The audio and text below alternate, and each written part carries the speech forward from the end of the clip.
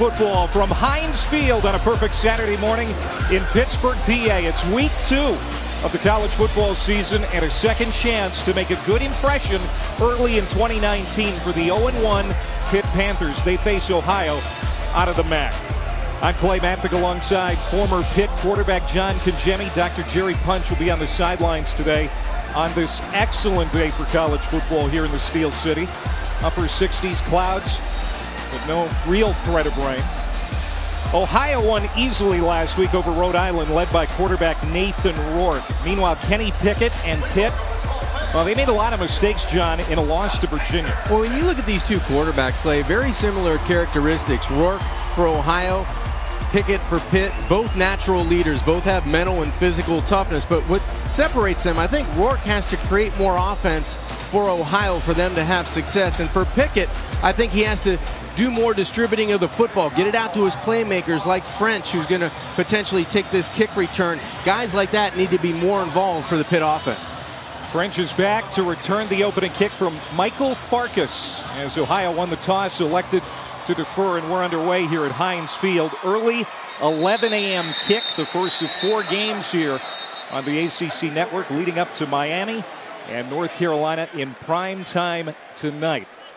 And there you see Mr. Pickett, 6'2", 225-pound junior out of New Jersey.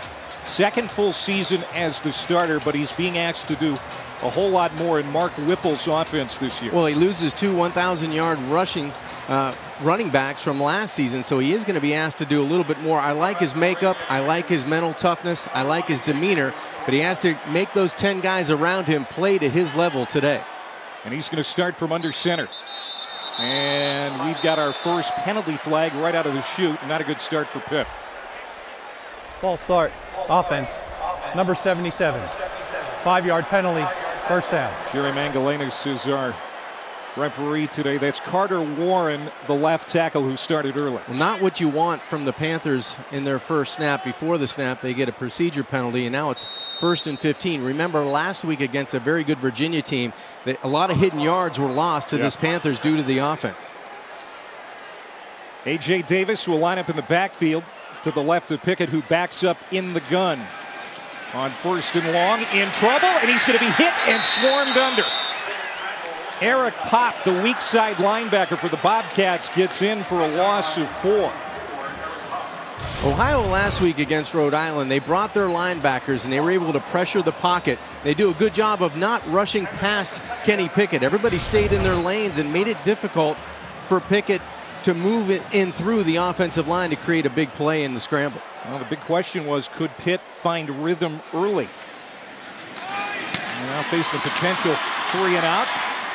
Maurice French makes the catch. He's going to get a handful of those yards back before Jared Hampton, the terrific strong safety, wraps him up. Well, Clay, this is, if you're Kenny Pickett right now, you want to protect the football. Yes, you want to get this conversion here on 3rd down, but you don't want to give up bad field position in a sudden change to the Ohio offense here. Here we go, 3rd down and 12. Pickett again in trouble. Gets away. Got it out short. And stopped at the 30-yard line as the running back A.J. Davis, well short of the first down yardage needed. That's another 3 and out. And that was a real problem last week for Pitt. They had 5 of those, including 3 in the first quarter. And it was a problem for Ohio on defense. That's their first 3 and out in 18 series going back to last year. So positive signs for the Bobcats on defense. Number 8, Jerome Buckner, redshirt freshman out of Columbus, Ohio, going back to return this punt for Kirk Christodoulou, the Aussie who punted 5 times last week for the Panthers. He had 1 blocked. This one gets away cleanly. It's going to be Isaiah Cox who actually fields the kick, and he won't get to the 20. That's a 52-yard punt for Christodoulou. And some breaking news here leading up to this game. For more on that, let's go down to Dr. Punch. Hey guys, yesterday Ohio quarterback Nathan Rourke showed up at the walkthrough with a very sore throat and a high fever. Sent to the training room, the presumptive diagnosis was strep throat. They rode him in a separate car here last night, put him on antibiotics, IV fluids. Head coach Frank Solis told me his fever broke about midnight. He will play today, but the question is for how long and how effective will he be in terms of not feeling well. All right, Doc, thanks. Dual threat guy, 3rd-year starter. And obviously for their best chance today, they need Rourke to play well. And he's going to take a shot deep right sideline. Has a man down there. Underthrown a bit and some contact in the secondary. He was looking for Jerome Buckner. And he got tangled up with Damari Mathis. Well, it looked like Mathis had a jersey full, and it goes both ways. I think on the back end, Pass Buckner. interference. Defense, number 21. Automatic first down. Boy, that's a tough one to call. It was going both ways, back and forth. They get the defender, the corner, and Mathis, but that was a nice shot on first down for Ohio to come out. You have a quarterback not feeling great. Let's try to get an explosive play and cut this field in half. If not, try to get in the end zone on the first play. Pitt was called for 3 pass interference penalties last week. And on the first play from scrimmage, they've been flagged once already. So now first down and 10 from the 34 on Ohio's first series of the day. Rourke on the draw gives to O'Shawn Allison. And Allison's not going to get much. In fact, a loss of a yard. So Rourke, some great numbers over his career. You can see last season over 2,400 passing yards, 860 on the ground, 38 total touchdowns, just 8 interceptions. Yeah, second team All-MAC for his career, 42 touchdowns through the air, 37 on the ground, and every time he runs the football, he's averaging 6 yards. So that's going to be a big key for Ohio staying on the field today, how effective he is in the zone read run game.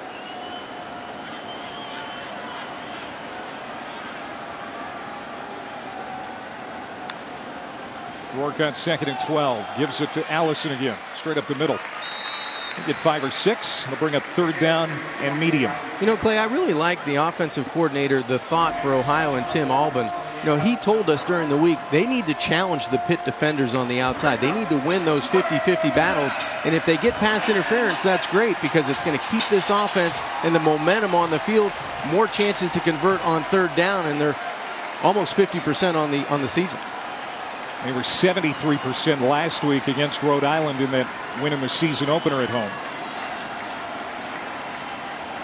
2 receivers to either side for Rourke. He's going to jet out, toss it over to Allison, and he'll cut it up on the near sideline, but well short of the first down yardage necessary. He needed to get to the 45. Jazzy Stocker brought him down, the senior out of Coatesville, Pennsylvania. And Ohio's going to be forced to punt on its opening series. Well, that's a good response by the Pitt defense after the offense goes 3 and out. You got to really worry about Rourke penetrating and using that speed on the edge of the Pitt defense. They did a good job of setting that edge to the short side. Maurice French standing back at the Pitt 10-yard line. Michael Farkas, the senior punter. First team All-MAC last year. Didn't punt once last week. Called on early here today.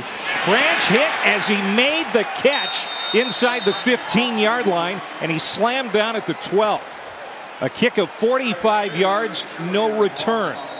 Each team with a series, nothing to show for it. Just getting started here at Heinz Field on this terrific college football Saturday in the Steel City.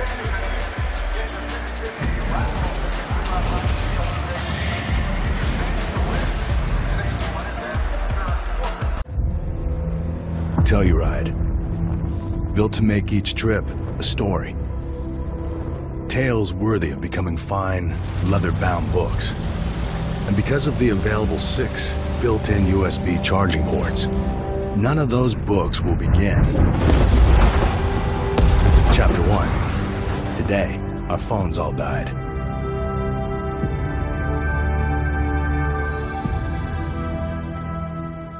Respect each other a lot. Frank Solich, he'll turn 75 tomorrow. Pat Narduzzi, he's 53 years old. A little frustrated after last week's loss for Pitt.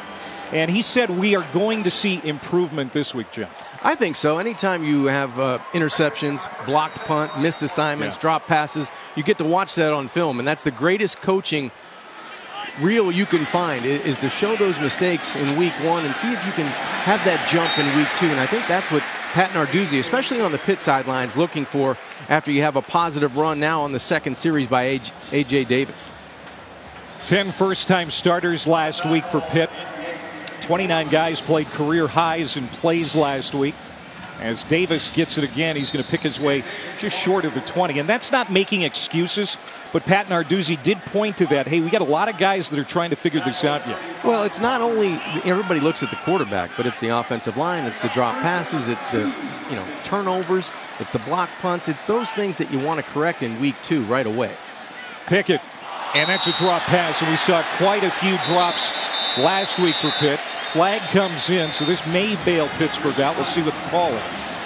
Personal foul, roughing the passer, defense, 15-yard penalty, first down. And that is a break for the Panthers, as they were facing yet another 3-and-out. And there you have a big key play early in this game on 3rd down. It looked like it might have been a hold by the Panthers offensively, but you get that hand to the face with Cole Baker, and that's going to keep the Panthers' second drive alive this morning. Those are the mistakes. I know Frank Solich has been in this game for so long and been so consistent, but you can't have that early in the game because you feel Ohio has some momentum early on defense. First down from the 35. Pickett, clean pocket, pumps. Now drops it into the arms of a receiver at the 45-yard line. That's a 9-yard catch for Maurice French, the senior captain who had 6 catches last week. Positive yards on first down will be Pitt's friend today. They didn't have that happen last week against Virginia. And Pickett last week started 1 of 7 through the air as he hands off to Davis, and that's going to be enough for a first down. The running game last week for Pittsburgh mustered only 78 yards, lowest total since November 18th, 2017 at Virginia Tech. They averaged 228 yards per game last year. A real sea change in this offense for Pitt. To the outside, that is caught by Aaron Matthews. Big physical receiver on the outside, 6'4", 220 pounds. And that is going to be close to another first down for Pitt. Give him 9. Another positive gain on first down really plays into allowing the offensive line to get off on second down. Now they're going to call it a first down. Yeah, they are. First down for Pitt. First down, Pittsburgh. Trying to get Pickett comfortable, and he looks comfortable. Another completion inside the 25-yard line, down to the 23. That is Matthews again. Really love the wrinkle of moving Pickett from the pocket to the tackle. That moves the safety to the top of your screen and creates a little bit of a throwing lane back to the short side. Pickett, all lathered up, finds French, but this time it's through his hands, incomplete. Well, Pickett last week passed for a career-high 41 times. That's what Mark Whipple is asking Pickett to do this year, throw it more as he tries to understand Whipple's offense. There is nobody in the country quarterbacks would love to play for more than offensive coordinator Mark Whipple. He has a great rapport, a great communication about him, and I think it's a safety net for Kenny Pickett this year. That was his first incompletion, started 5 for 5. And the ball should have been caught. Pickett looking right, comes back left on the slant. Here's Taysier Matt. Down to the 11-yard line, another first down for the Panthers. That's a gain of 12. Distribution of the football. You can see it early for the Panthers. They're getting everyone involved. It's the running game. It's the movement in the pocket. It's the shots down the field on the back shoulder that wasn't converted. It's the quick screen to the short side. And now you may even see Kenny Pickett, as the spread offense, may get a little quarterback draw possibly, if the numbers are right. 3 receivers to the right, 1 to the left. Pickett standing tall in the pocket, walks out of the pocket, looking to the end zone, throws on the run, and it's incomplete along the back line. Will Gregg, the tight end, was there. There is a marker on the field.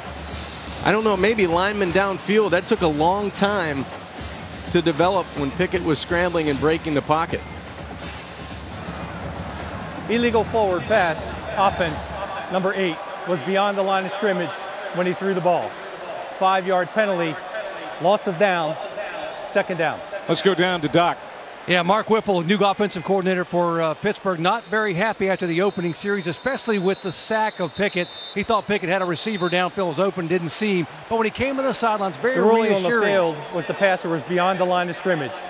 The previous play is under further review. Very reassuring of his quarterback when he came to the sidelines. And just a moment ago, after that forward pass that got the penalty, he brought Pickett over and said, we got this, we got this. You got to love playing for a guy like that, John. I mean, so helpful to a quarterback trying to learn the system. Well, I think it's such a great support system for a quarterback. You go into an opener against an ACC rival in Virginia, pick to win the Coastal, and you don't have success, and you're trying to fight back. And I think Pickett early today shows that he has the confidence to play the position in this new offense. Let's take a look. The yard line is the 11. That back foot looked like it was at the 11. That's going to be a tough one to overturn. Remember, you need indisputable video evidence. But it looked like that back foot was parallel with the 11-yard line. Rusty Acree is our After replay review, official. The quarterback's right foot was not beyond the line of scrimmage when he threw the ball. You called it, Therefore, John. it's an incomplete pass, 2nd down and 10. The clock is correct, and we'll start on the snap. Getting back to Doc's report, I think already we can see more comfort for Pickett after that opening series where he took the sack. We have seen him find some rhythm in the passing game here in series number 2. It's confidence. You have supreme confidence to play the position anyway, but you got to get the other guys, the other 10 guys, to buy in to where you're going. And I think that's happening. The more success you have in this new offense, the more guys are going to buy into it. And here comes more laundry. Another false start, I think. You got that one right, Clay. False start. Offense, number 70. 5-yard penalty, 2nd down. It was on Carter Warren the first time on the false start. Now it's on the other tackle, Nolan Ulizio, the grad transfer from Michigan. You still see some of those mistakes from week 1 bleed into week 2, and it's just not one person. It's everybody taking their turn. This is where you have to, in the red zone, be so efficient and try to get those first points of the game. 4 new starters on that O-line. Some growing pains going on. Pickett bounces out, looking downfield, 10th play of the series, and he'll dump it inside the 10-yard line to Trey Tipton, who caught the only Pitt touchdown pass last week. And it's going to bring up 3rd down as you see Mark Whipple, the offensive coordinator, talking to Kenny Pickett, who took a beating last week. He was sacked 4 times. He's already been sacked today. How much of that was on him last week? I think it was a shared issue. I think the offensive line gave up some, but Kenny tried to hold it, making big plays down the field. So I would think it's 50-50. In the red zone here, 3rd down. And we'll call it 7. Cox's arm fires. That was nearly picked off at the goal line by Jared Dorsa, the reigning MAC East Defensive Player of the Week. One of those leaders on that defense. It looked like Pickett threw it right at the middle linebacker, Jared Dorsa, and the Bobcats would have loved to turn away the Panthers there on 3rd down with an interception. Ohio returning 6 starters from a defense that led the country in takeaways last year. Almost had one there. Here's Alex Kessman setting up from 27 yards out. And Pitt has the first quarter lead. A couple of series for the Panthers. We've seen some good things, but so far only 3 points on the board.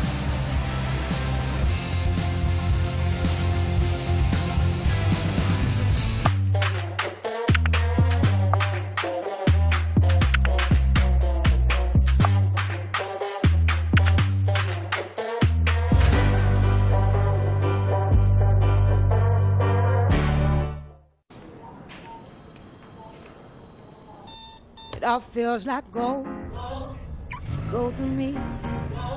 Might not be a diamond, but it shines for me. It all feels like gold, gold to me.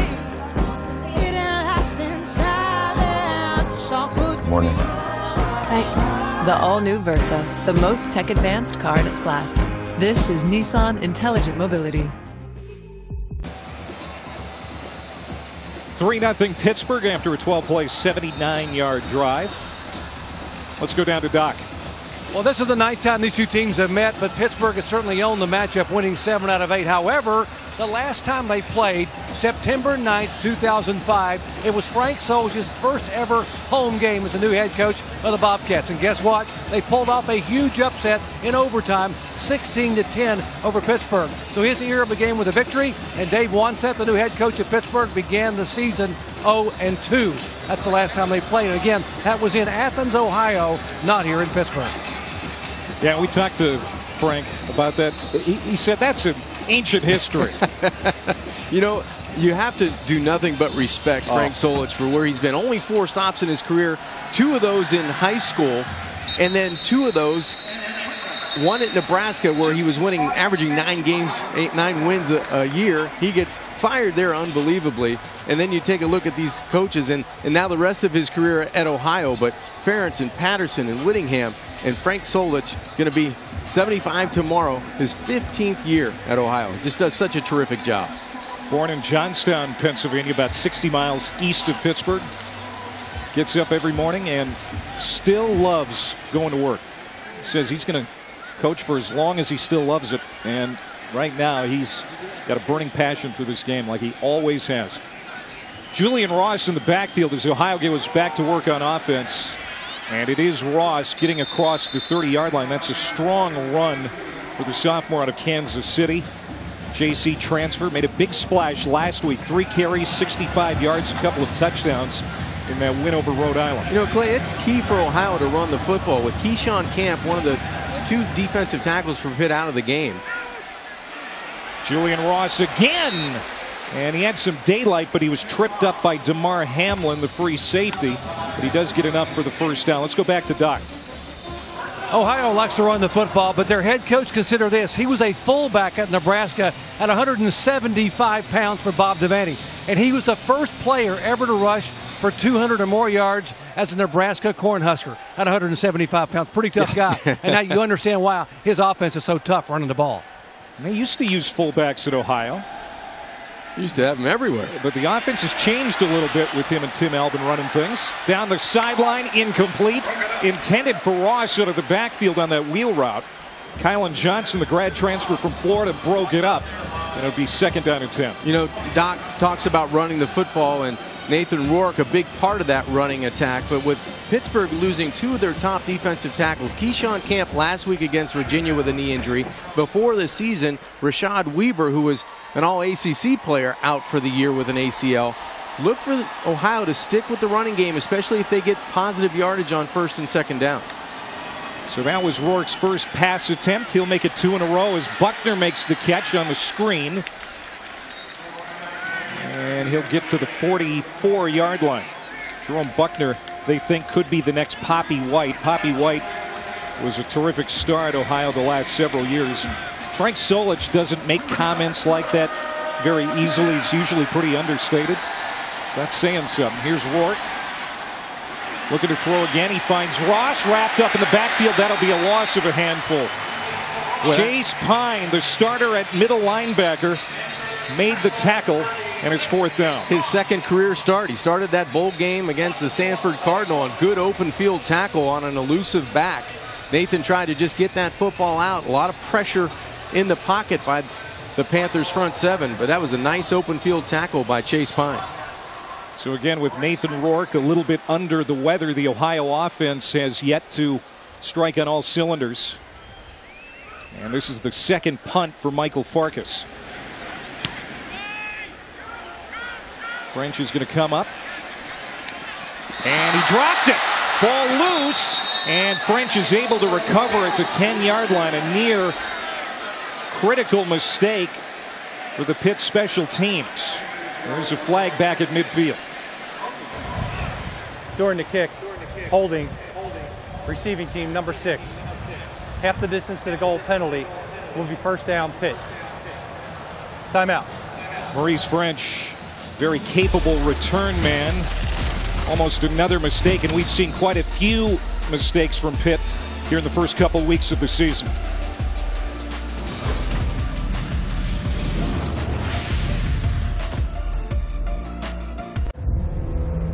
Telluride, built to make each trip a story. Tales worthy of becoming fine, leather-bound books. And because of the available 6 built-in USB charging ports, none of those books will begin.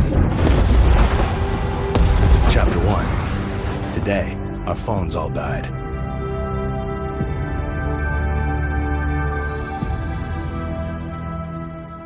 Pittsburgh, where you're watching the ACC on ESPN alongside John Congemi, former Pitt quarterback. I'm Clay Matvick.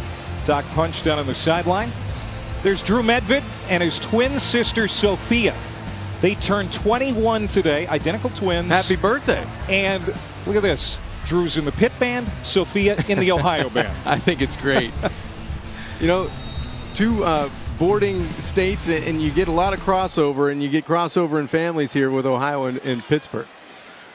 Panthers backed up, started their own 5-yard line. Todd Sibley on the carry. And you know the instrument that they You know what? play? I was going to leave that to you, Clay. They both play the same instrument as it happens. What is that?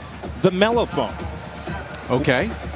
I have no idea. I had to look it up myself. It's something that looks a little bit like a trumpet. Okay. I'll go with trumpet. So, okay. Happy birthday to them. Yes, happy birthday to Sophia and Drew. After no gain, here's Sibley again. He's not going to get anything on this one either. Boy, the run game has been slow to get started here for Pitt. Just 7 total yards rushing. Well, the Panthers' young offensive line has not set the world on fire in being able to win the line of scrimmage. And credit that front 7 for Ohio. They really won that battle up front. So Pitt forced to go to the air. Pickett in trouble from the end zone, able to get rid of it before a sack in the end zone.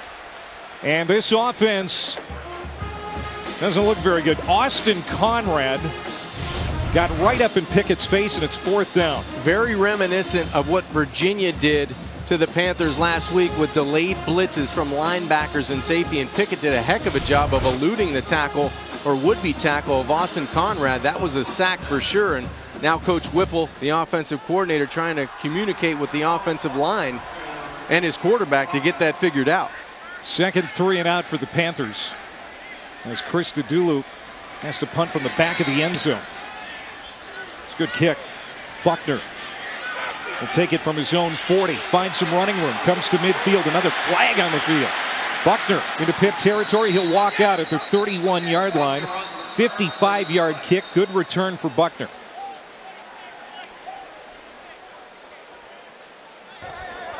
During the kick, holding receiving team number 26. 10-yard penalty from the end of the kick.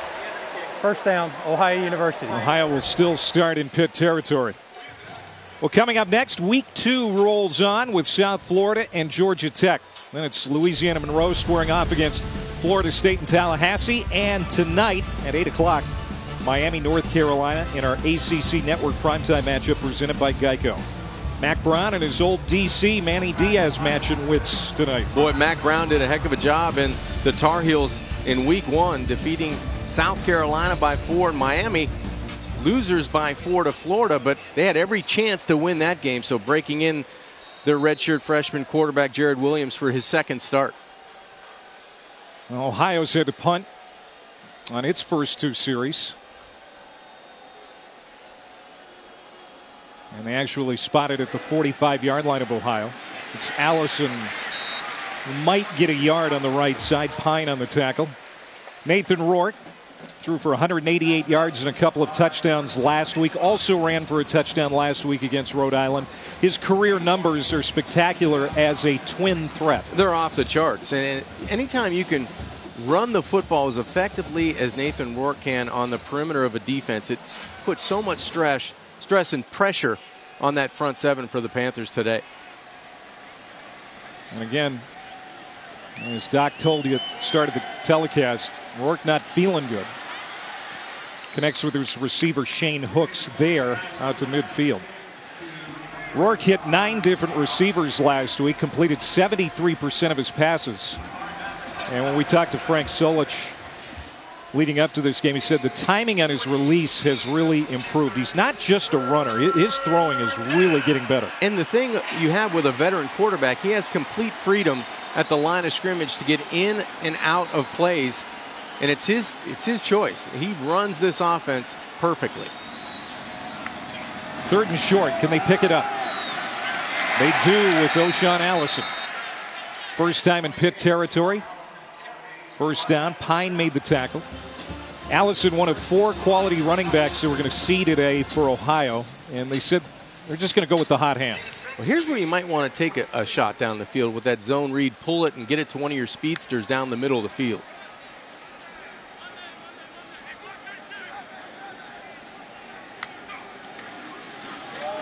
Rourke gives it to Allison, finds room on the right side, and he'll rip off 8 yards. The Bobcats graduated Malik Irons and A.J. Ouellette out of the backfield. Ouellette had over 1,000 yards each of the last couple of years. They think Allison is going to be one of the guys that can fill that void. On 2nd and 2, Rourke sets, throws, has a man, incomplete. Throw a little high, but Ty Walton, the redshirt freshman who wears Poppy White's old number 4, couldn't come down with it. Yeah, Ty goes at 5'9". If he's 5'11", he may have a chance at that one. And that's one, Nathan, it should be caught on the outside, but you want to have that one back because you've got such great momentum going on the offensive side, especially because they're dominating at the line of scrimmage. And I think that's a surprise, a shock to the Panthers on defense. And Randy Bates' defense trying to get off the field here on 3rd down. 3rd and 2. Rourke looking, and he's complete. That's a 1st down catch for Jerome Buckner. And the drive stays alive. That's a gain of 8 yards for Ohio. Down to the 26. Clay, you love the confidence of the quarterback. The ball comes out on time right at the break, and it's the same throw he just missed. He just missed Ty Walton the play before, and now he moves the chains on 3rd down. Going with a little tempo here. It's Allison for 2. Ohio's offense has evolved under Albin and Solich. When they first got to Ohio, it was the Nebraska wishbone essentially. But 15 years later, it's sometimes up tempo, a lot more wide receivers being used in the offense. Might want to take a shot.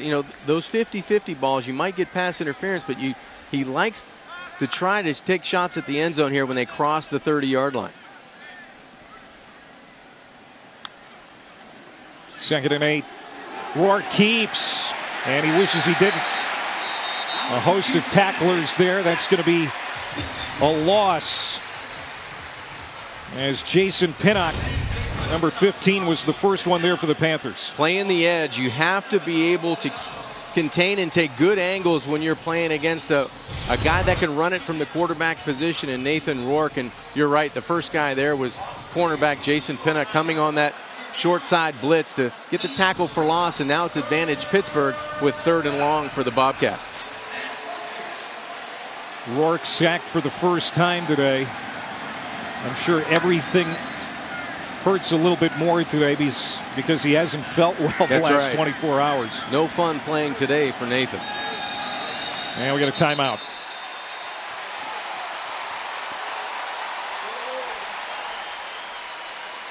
.31 seconds to go in the opening quarter. Ohio with a timeout, down 3. Before the play clock expired, timeout was called by Ohio University.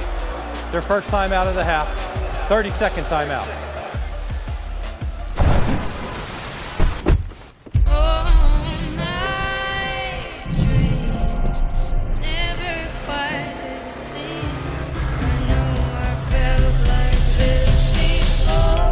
Find inspiration in every mile. The Mazda CX-5 with Turbo. Feel alive. During Mazda's season of discovery, lease a 2019 Mazda CUV and we'll make your first monthly payment. Ohio talking about it as they're facing a 3rd down and 14. They've got a really good field goal kicker in Louis Zervos. Frank Solich is confident with him from well beyond 40 yards, but would like to pick up the 1st down. 3rd down and long. This will be the 9th play of the drive for Nathan Rourke and company. Make good, sound decisions from the pocket here on 3rd and long. You've got a field goal kicker that's pretty consistent. The last thing you want to do now is take a sack and get you out of scoring position. Boy, we've had a lot of flags today. The false start. False start, offense, number 60. 5-yard penalty, 3rd down. Now they're backing Zervos out of field goal range now. They certainly are. A lot of mistakes here in week 2. We felt like week 2 might be the week both teams limit those pre-snap penalties, but we've seen them both for Ohio and the Panthers. That was one of the things that Frank Solich wasn't happy with last week in the win over Rhode Island. They had 7 penalties. They've already got 3 today. So now 3rd and 18. They need the 16-yard line. Rourke Spun around, got it deep downfield, but nobody home as he just got rid of it to avoid the loss. And we'll see what Frank Solich decides to do, if they will attempt a field goal here or try and bury Pitt deep in their own end. They may punt the football away here, try to play field position. They will bring Farkas out, the punter. Good response by the Panthers. It looked like the Bobcats offensively had some rhythm with the run. Had a nice completion on the outside to Buckner, but pre-snap penalty and a sack looks like it's going to give the football back to Pittsburgh. Farkas, good hang time, trying to dump it in the corner. That was a great punt, but can't keep it out of the end zone. It's a touchback. Well, folks, in ACC country, we need your help. A lot of people affected by Hurricane Dorian, and your donation will help support Red Cross preparation, response, and recovery efforts in the United States and the Bahamas. Please go to www.redcross.org/ESPN or call 1-800-RED-CROSS to donate now. You live down in Florida. You're in hurricane country every year. Yes. This one missed Florida, but the Carolinas and a lot of the eastern seaboard are going to get hit. Absolutely. You know, people in Georgia and devastation in the Bahamas, obviously. So every little bit helps. And I know in South Florida, it's been phenomenal, the support they've been able to give, and I'm sure around the country. So Pickett on first down throws over the middle, and it's incomplete. Trey Tipton trying to get his arms up underneath it. And Marlon Brooks was there in the coverage for Ohio. That pocket collapses, and if the pocket's a little bit stronger, I think Kenny Pickett has a chance to step into that throw for the completion down the field to Trey Tipton. This O-line with 4 new starters. They seem to be on their heels a lot. Deep handoff to A.J. Davis. And he'll run across the 25 to the 26-yard line. Last play of the first quarter. And it was a mistake-laden first quarter for both teams. But after 15 minutes, Pitt has the lead, John. You know, Pitt's done a good job of trying to rally back. But you're right. It's going to be the team that can improve on those mistakes as we move forward that will have a chance to win this game as we get closer to the second half.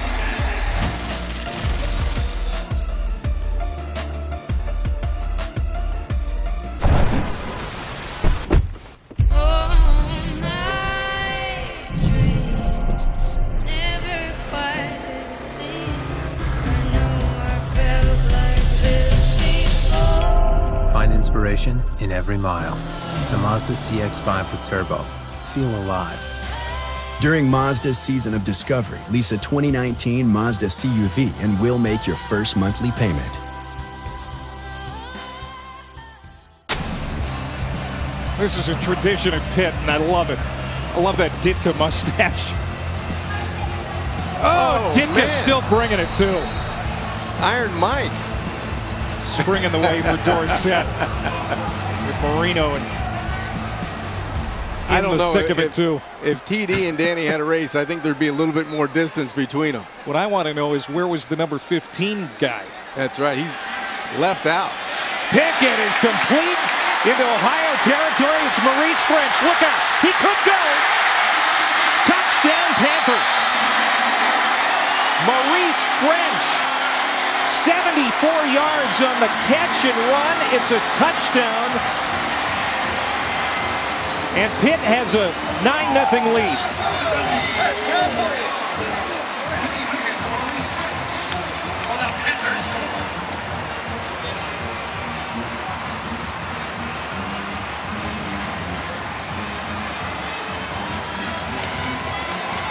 Boy, this offense really needed that. As Kessman comes on for the point after. We've seen it stumble. We've seen it hurt itself. We've seen this offense just look not very sharp at times the last couple of weeks, including today. But on this series, Pickett hits French. First of all, the offensive line holds up. Secondly, Kenny Pickett does a great job of moving himself to a place he can throw the football and now getting it to your playmakers. That's the recipe for success for the Panthers. believing in yourself, moving around, letting your quarterback lead, and now get it to your explosive playmakers on the outside, which Maurice French is one of those guys. First touchdown of the year for French. Second touchdown pass for Pickett. And that feels good for your quarterback right there. Got to make plays. How many times did we hear Pat Narduzzi say it this week? Well, when you miss them, you know, last week you got to come back and try to find a way to do it. The easiest way to do it is get it to your playmaker on the outside, and that's Maurice French. 2 rushing touchdowns, 6 touchdowns through the air. Even on special teams, this guy finds the end zone. He had 2 returns for touchdowns last year. So this is a guy, I think, moving forward, if you're looking for explosive plays, look on the outside for number 2. On the first play of quarter number 2, Maurice French scores the first touchdown of the day, and it's 10-0. And this was during the commercial break. Our own John Congemi, who made just about all of Pittsburgh forget about Dan Marino when he was quarterback here at the Panthers. He brought his family along. There's your lovely wife, Carmela, on the left, your mom on the right, Camille. Ellen Pohl in the middle, and good friend Tippy Pohl in the background. Yeah, Where's that your was dad? pretty cool. Didn't he get a seat today? My dad's in there somewhere. He's probably at the bar, if I had to guess. John Sr. It was great to see him at the hotel. So here's Rourke throwing on first down for Ohio, and Tuggle is wrapped up quickly for no gain by the linebacker Campbell. It'll be interesting to see how Ohio responds now. Down 10 points. You have a quarterback that you trust. You have a quarterback that is not feeling 100%. You want to be able to get a drive here where you can keep this offense on the field.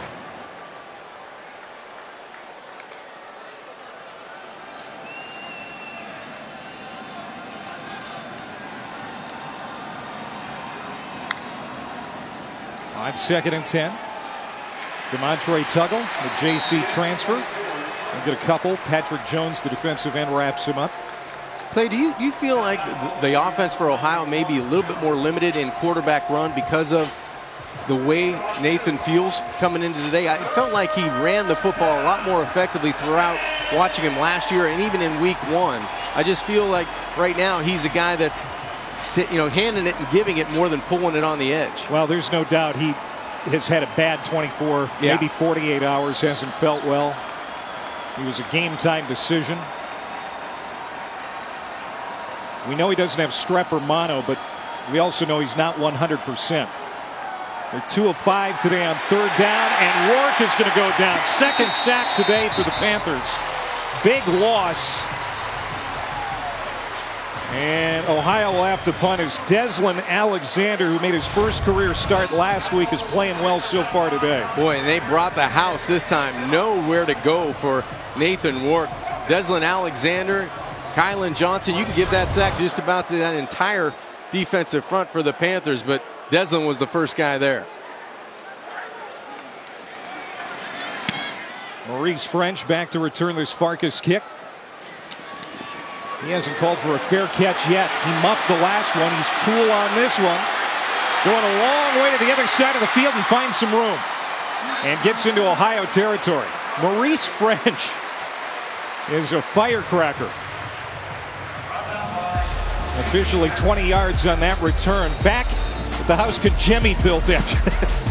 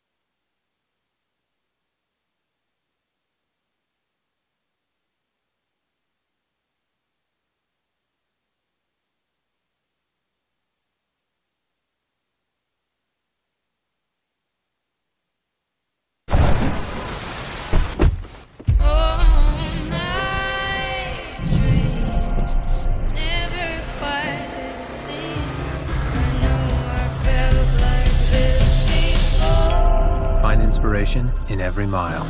The Mazda CX-5 with Turbo. feel alive.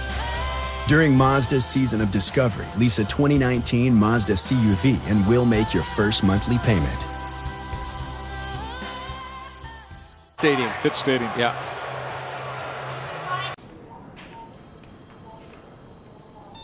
It all feels like gold. Gold to me. Might not be a diamond, but it shines for me. It all feels like gold. Gold to me. It lasts in silence. It's all good to Morning. me. The all-new Versa, the most tech-advanced car in its class. This is Nissan Intelligent Mobility. 5 of 8 for only 18 yards in rushing. You count those sacks, so minus 13. It's been a lot of pressure over the last maybe 2 or 3 offensive series that have held Nathan and the rest of this offense down, because before that, it felt like Ohio, that offensive line was really winning the battle at the line of scrimmage, and they had some good running game with Julian Ross and Allison. But right now, the Panthers have great field position, something they didn't have last week. Yeah, average starting field position against Virginia was their own 23. They start at the Ohio 47. Best starting field position of the day. Pickett, all kinds of time. He'll throw it off short to Todd Sibley. The heavily recruited running back out of Akron, Ohio, played mostly special teams last year. But again, they're looking for guys to step up in that running back core. Davis, Sibley, Malik Carter, Vincent Davis, those are the candidates after losing Darren Hall and Quadri Olison off the team from last year. A couple of 1,000-yard rushers. With Sibley diving ahead again, he'll get close to the 40-yard line. Clay, I think that last run's an example of where they want to get maybe 3 or 4 more. You know, after first contact, that little jump cut in the hole, you get 2 or 3 yards, but that was a massive hole to get maybe 7 to 10 yards. And we're seeing more running. It was Pitt offense for sure. The Pickett goes back to the air here. Catch made by the tight end, Griffin Stewart. And he's got the first down. Nakia Griffin Stewart bounced off a tackler, and he'll pick it up. The grad transfer from Rutgers. Well, bouncing off of defenders and bouncing back from an early drop. That's Griffin Stewart. This was a good concentration catch, good toughness, secure the football and get the first down. That's the way to come back after an early drop in the first quarter. We're going to use the tight ends a little bit more in this offense under Mark Whipple. You may get a shot play here. They go to French in the flat. Gets around that screen to pick up a handful inside the 30-yard line. Give him 6. Really like what Mark Whipple does in terms of formations. Gets a lot of looks, and it allows Kenny Pickett, the next time he sees that coverage in that formation, to know where to go with the football. His UMass team's put up 92 against Ohio the last couple of years. That's first down yardage for Will Gregg, but a marker down. We'll see if this is coming back. Pitt's already had 4 penalties today. Defender may have been in the neutral zone. Number 55 lined up in the neutral zone. That's an offside defense. Penalty is declined. Result of the play is accepted. First down. That's Sam McKnight, the defensive end. So now both teams with 4 penalties. As you look at Pat Narduzzi, who's had winning records in 3 of his 4 years here at Pitt. Now, he was frustrated after week 1. He knows his team can play a lot better, and it didn't start that way today, but they're starting to come out of it with explosive plays and being able to get those total yards where they want it. 184 yards, but only a handful on the ground. Pickett looking to pass again. Left it short for Will Gregg, the tight end, and he'll bang his way to another first down for the Panthers. You have to be tough to play the position of quarterback. You're going to take a lot of hits. Kenny Pickett took a big one there, but it turns out to be a first down for the Panthers. First down and goal to go. They send Butler Jenkins in motion out to the right. And another screen pass to French. Getting behind the block of Butler Jenkins and inside the 5-yard line. Butler Jenkins is 6 foot, 215 pounds, through a good block on the outside for French. Boy, he sure did. And that's a great stop and start movement by French. He can keep those feet flat on the ground, make the defender stop, and then get out and use that speed on the perimeter. That's a touchdown for Pittsburgh. Vincent Davis, first carry of the day, and it's a touchdown. True freshman out of Fort Lauderdale.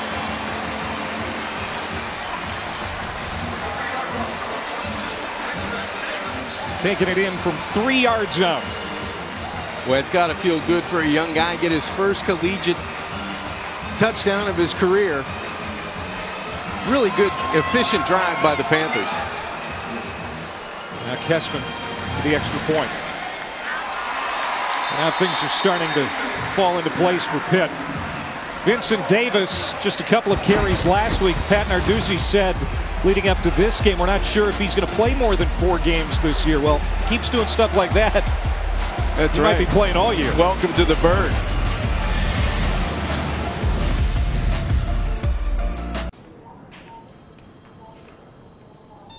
It all feels like gold. Gold to me. Might not be a diamond, but it shines for me. It all feels like gold.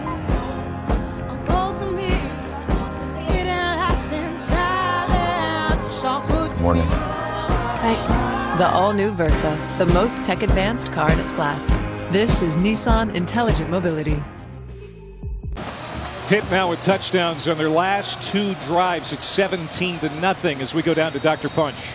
Yeah, Nathan Rourke diagnosed yesterday morning, about 24 hours ago, with what they thought was a strep throat. Turned out not to be strep. Antibiotics, fluids, and normally with 85% of these viral, it takes about 5 days to get well. Now here's the bad news. Normally day 2 is your worst day. This is day 2 for Nathan Rourke. Cannot be 100%. Got to be feeling it. Probably why he's not running the ball very much on that dual threat option. You're the doctor, and I think, Jerry's right. I mean, judging by what we're seeing here, he can't be feeling well. Body language tells you a lot when you look at a quarterback. Whether things are going good or bad, you try to put on that face and be the leader of the team. There's no hiding when you're sick. Mentally, you have to be so strong, and it started out okay for Ohio on offense. They're winning the battle at the line of scrimmage, but at this point, you take a look, you're just not getting enough out of that position in terms of what you're used to. And I think head coach Frank Solich knows his guy's giving it his best effort, but his best might not be good enough right now because of the way he feels. Ohio scored on all 7 of the drives that he engineered last week against Rhode Island. In fact, Bobcats had 3 drives that were over 90 yards. They've punted 4 times here today. They swing it out to Allison. Boy, it's been like that all day for this Ohio offense. Pitt reading exactly what they're doing. Cam Bright, the outside linebacker, with the 5th tackle for loss for the Panthers today. Really good recognition. We talked earlier about this Pitt defense taking good angles, being able to contain, get everything inside. They've done a really good job of that through 1.5 quarters. 2nd and long. Rourke hit as he throws, got rid of it. Nice catch coming back to the ball at the 41-yard line. And there wasn't a lot on that ball for Rourke, but enough. That's a gain of 19 and a first down. Pocket kind of collapsing. He had to throw him open, really. He tried to stop him with the throw in that hole down the field, down that college hash. So it was a good job by Nathan being able to stop knock on that hash for the big play. First catch for D.L. Knock.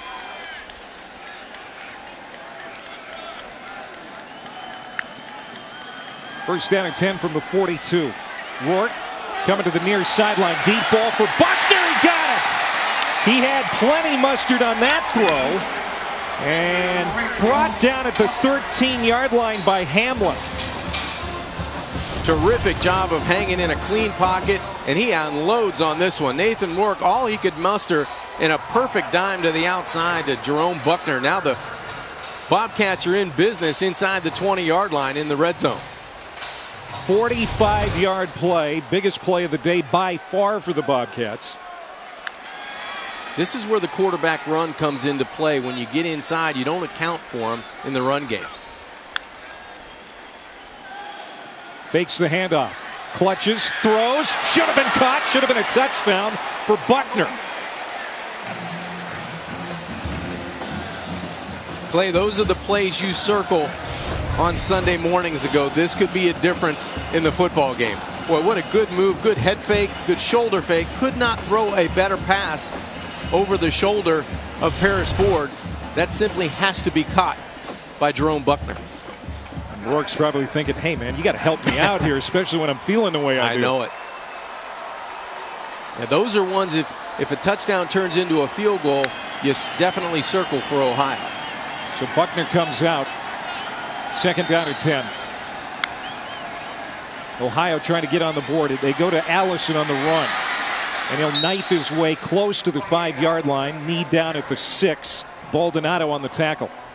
That's a gain of 7. Haba Baldonado, the defensive end who played American football in Rome, then moved to Clearwater, Florida, hoping to get noticed, and he did on his way to Pitt.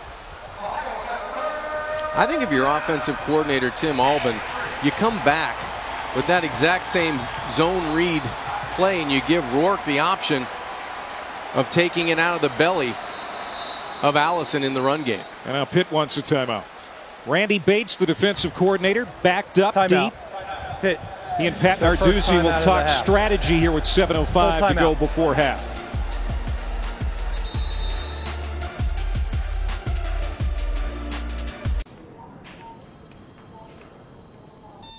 It all feels like gold, gold to me. Might not be a diamond, but it shines for me. It all feels like gold, gold to me. It ain't lasting silent, so good to Morning. The all-new Versa, the most tech-advanced car in its class. This is Nissan Intelligent Mobility. Pat Narduzzi said publicly this week he was pleased with the defense against Virginia, keeping the Cavs to 310 total yards, but they were defending a short field most of that game. Well, they're backed up here now, a 3rd down and short for Ohio at the 6-yard line. It's 7:05 to go before half. Allison in the backfield, he'll go in motion. Rourke out of the gun for the Bobcats. Looking to the end zone, has a clean pocket, throws, it's tipped, and out of the end zone, incomplete. And Pitt's defense may have forced a field goal attempt. Paris Ford with a nice play there for the Panthers. Boy, that was a great defensive stand. After you drop one in the end zone, there wasn't anywhere to deliver the football. The Panthers had the Bobcats skill players on the outside covered. You try to jam one in the middle, and luckily for Nathan Rourke, it tips out of the end zone, so you have a field goal try, short field goal try here for Zervos.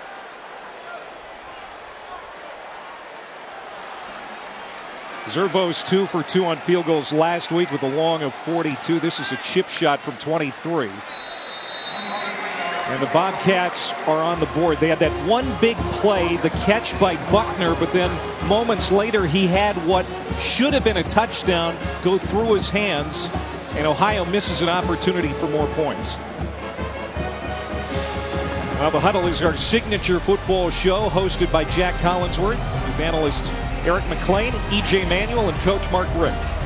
They preview the weekend slate of games and keep you updated on all things ACC football next Saturday morning at 11, right here on ACC Network and the ESPN app. You know, it's funny. I know EJ and Mark are tough guys. I've seen Mac in the studio.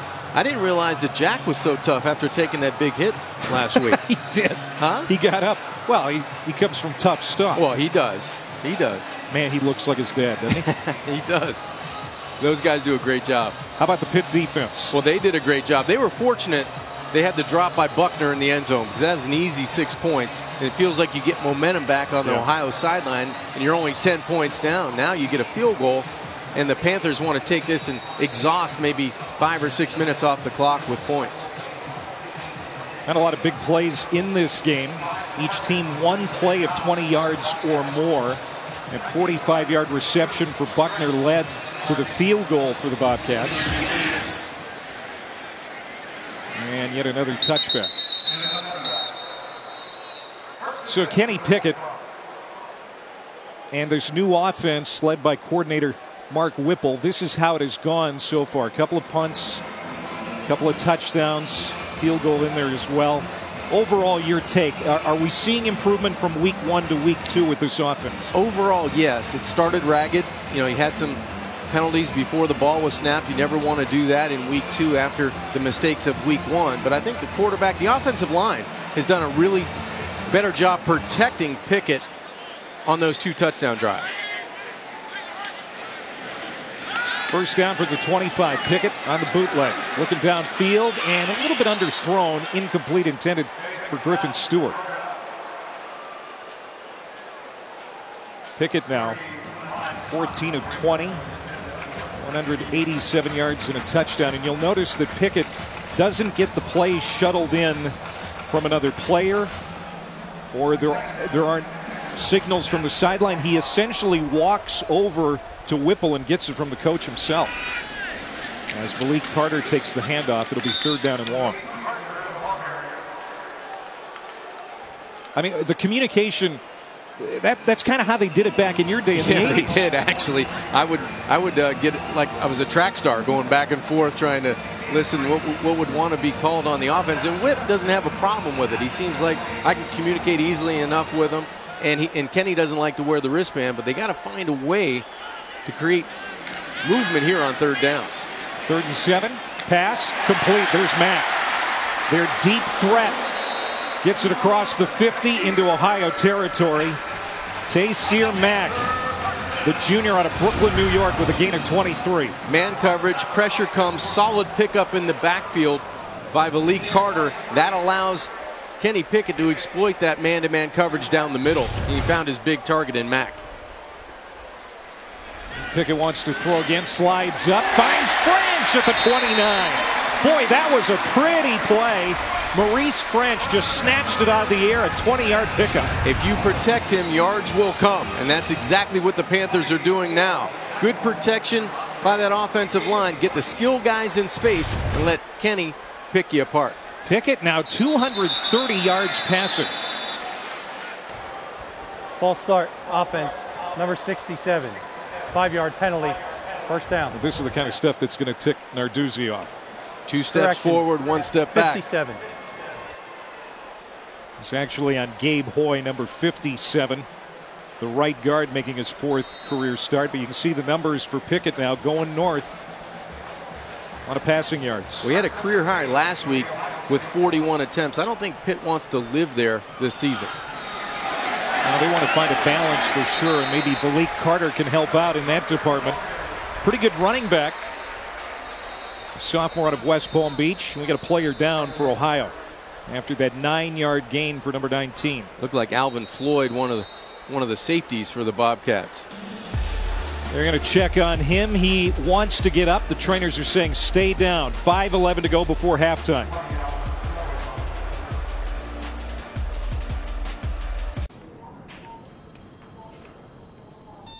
It all feels like gold. Gold to me. Might not be a diamond, but it shines for me. It all feels like gold. Gold to me. It lasts inside. Good morning. The all-new Versa, the most tech-advanced car in its class. This is Nissan Intelligent Mobility. Floyd, sophomore defensive back for Ohio, got his bell rung on the last play. He wanted to stay in the game, and the trainer said, don't be foolish, you're coming out. No, he took a shot to the head, and he needed to stay down. Looks like he's doing much better now, but as Malik Carter was coming through that hole down the middle, he gets a shot right to the side of the jaw, and you have to come out. I mean, he was doing his best to try to shake it off, but you need to go see the doctors at that point. Panthers leading. 2nd down and 5 on the 24. Malik Carter out of the Wildcat, or the Wild Panther, I guess as it is. Gets a couple of yards. They're going to use Carter in various ways. He had only 1 carry last week, but he's explosive, just a little inexperienced. Well, they feel like they can get more speed in this offense, and you have French on the outside. You have Mack as a big target. You get Wayne back, and Carter's one of those guys you like to get in space. He had a big game against Duke last year, a couple of touchdowns. And now timeout. Pitt wants a timeout. Their 2nd timeout of the half. They've got 1 remaining. 30-second timeout. 4:31 to go here in the 2nd quarter.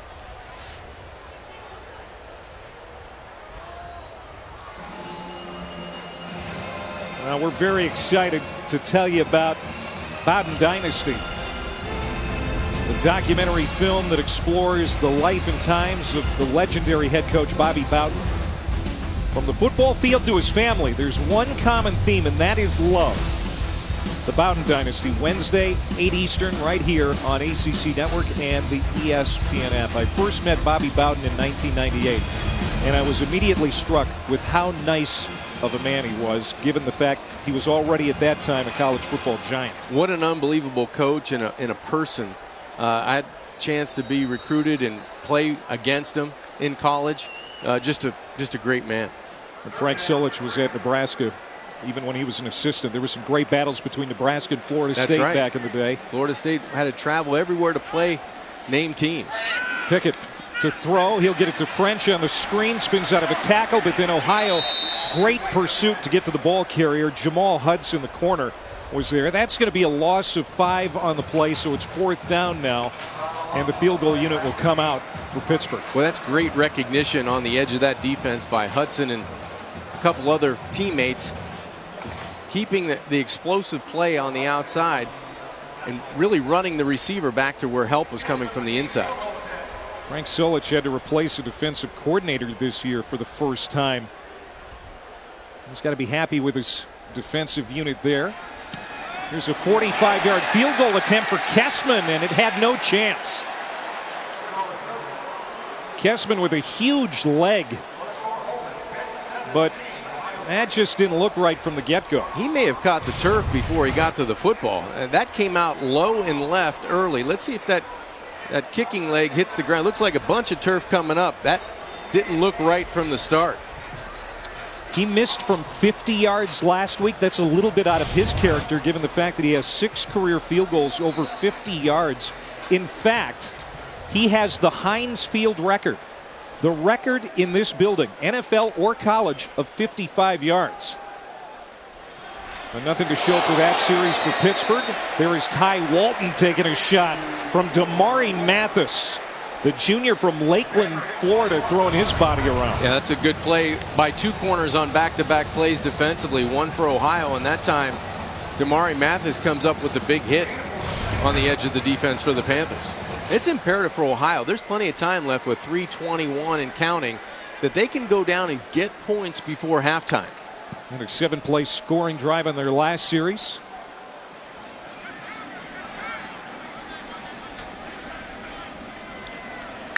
Second and 6 from the 31. Rourke, the pitch. Allison trying to cut it up. And he is met and dropped at the line of scrimmage. Patrick Jones, number 91, who has a starting role this year at defensive end. A lot of people around here think he has all conference potential. He does. There's a lot of upside to Patrick Jones. And talking with Randy Bates, the Panthers defensive coordinator, he said Jones and Alexander, that those 2 guys are going to have to step up their game on the edge of the Panther defense. And that's the play they were talking about right there. That's it. 3rd and 6. Rourke feeling some pressure again from Jones. Throws it complete. And that is a 1st down catch and run for Cam Oden, their most veteran receiver. Give him 22 and a 1st down. What a great job of going from 1 to 2 to 3, inside to outside. He had in cuts coming from the left, trips formation, and he waited on Cameron Odom to break free. Back to the air. Rourke escapes and throws it incomplete. Boy, great pressure there by the defensive front that time of Jones and Twyman and Watts, and it was Jones again who forced him out of the pocket. And that's one that Nathan would like to have back. Number one, he'd like to feel a lot better while he's moving and avoiding those sacks, but you just don't have the legs after you escape and try to get it down the field. That one kind of short hopped him a little bit on 1st down. Rourke, who averages 6 yards per carry over the balance of his career, has been a non-factor in the Ohio running game today. 2nd down and 10. Allison bumped, pushed back, and it'll be 3rd and fairly long. Pinnock made that tackle. as we're under 2 minutes to go here in the second. And here comes a little tempo by Ohio in their offense. 3 receiver set. Pressure. Rourke. And incomplete, batted down. It was intended for Buckner, but another great play by Mathis, who we have called his name a lot. Mathis does a good job of breaking on the football. The pass was high, so credit Jerome Buckner to go up and climb the ladder and try to come down with it, but a good recognition, a good trigger by Mathis to get in and around the football for the breakup. The Bobcats will have to punt for the 5th time.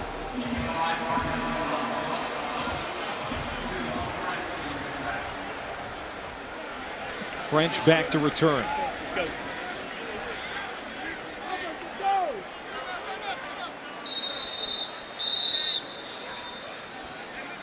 And we get a timeout called by Frank Solich and the Bobcats. Timeout. Ohio University. Their 2nd timeout of the half. 30-second timeout. And maybe some poor communication there on what was actually supposed to happen. Well, I think Austin Conrad, the upback, number 47, didn't like what he saw on the other side of the line of scrimmage. And he's the one that called timeout? Yeah, I think he called it from the field. He didn't like the formation the Panthers came up with, maybe something they didn't cover. So I think that's good recognition by Ohio and their special teams. Well, Coach turns 75 tomorrow. 166 career wins, 4th most among active coaches. He has seen everything. He's done just about everything. 9 bowl games in the last 10 years. And they're the favorites this year in the MAC conference. Yeah, not just in the division, the whole thing. Yeah, the whole thing. And that would be a first for Frank. He's been in the title game 4 times, but he's never won the championship. So 4th down and 6, and they will punt. We think. Farkas trying to dump it inside the 10. Fair catch called for by French. And maybe French playing it up a little bit, trying to get a penalty flag. None thrown. Can't fault the guy for trying. No, that's tight quarters. I've never done that, so I'm not going to say that's ever easy to do, but that's West Coast right there. A little bit of acting.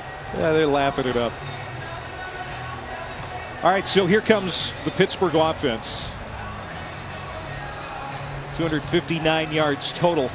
225 of it coming through the air. This is such a contrast from what we've known Pitt's offense to be in recent years, specifically last year when they ran it so well. That's right, and the turnaround with the 3 and outs. 5 last week, just 2 today. Davis on the carry. A.J. Davis, the junior.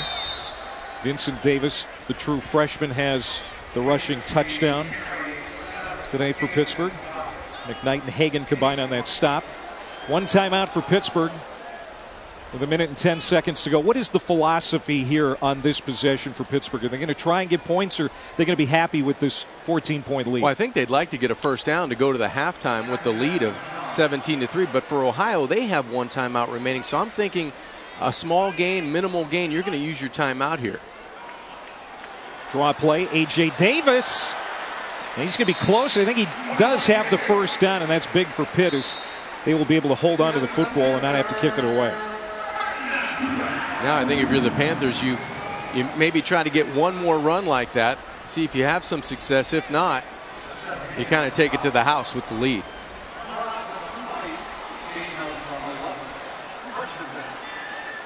Touchdown pass for Pickett.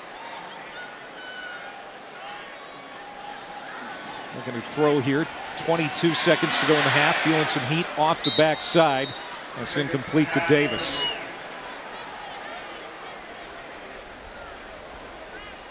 Pittsburgh trying to avoid a 5-game losing streak going back to last November. Don't forget, coming up at halftime, the huddle. Catch you up on things going on around the ACC and across the country today. Set you up for that big one tonight. Miami and North Carolina in our game in primetime on the ACC network. And it's A.J. Davis again. think that's going to do it. 17-3, Pittsburgh with the lead at the half. Pretty good job by the Panthers responding.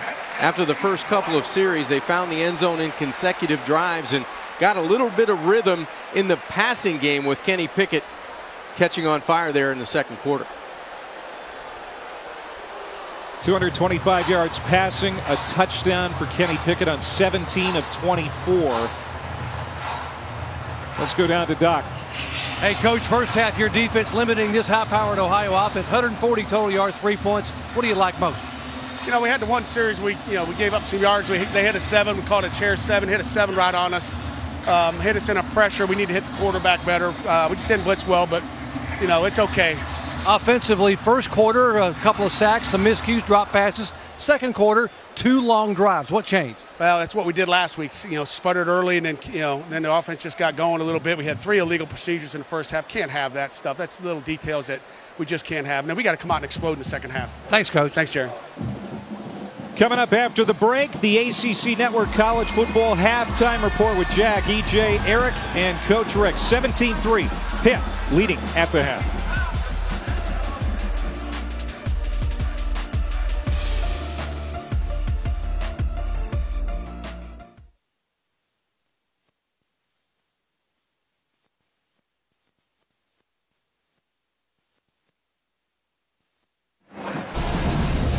On a glorious Saturday in Pittsburgh, Pennsylvania, you're watching ACC Network Football.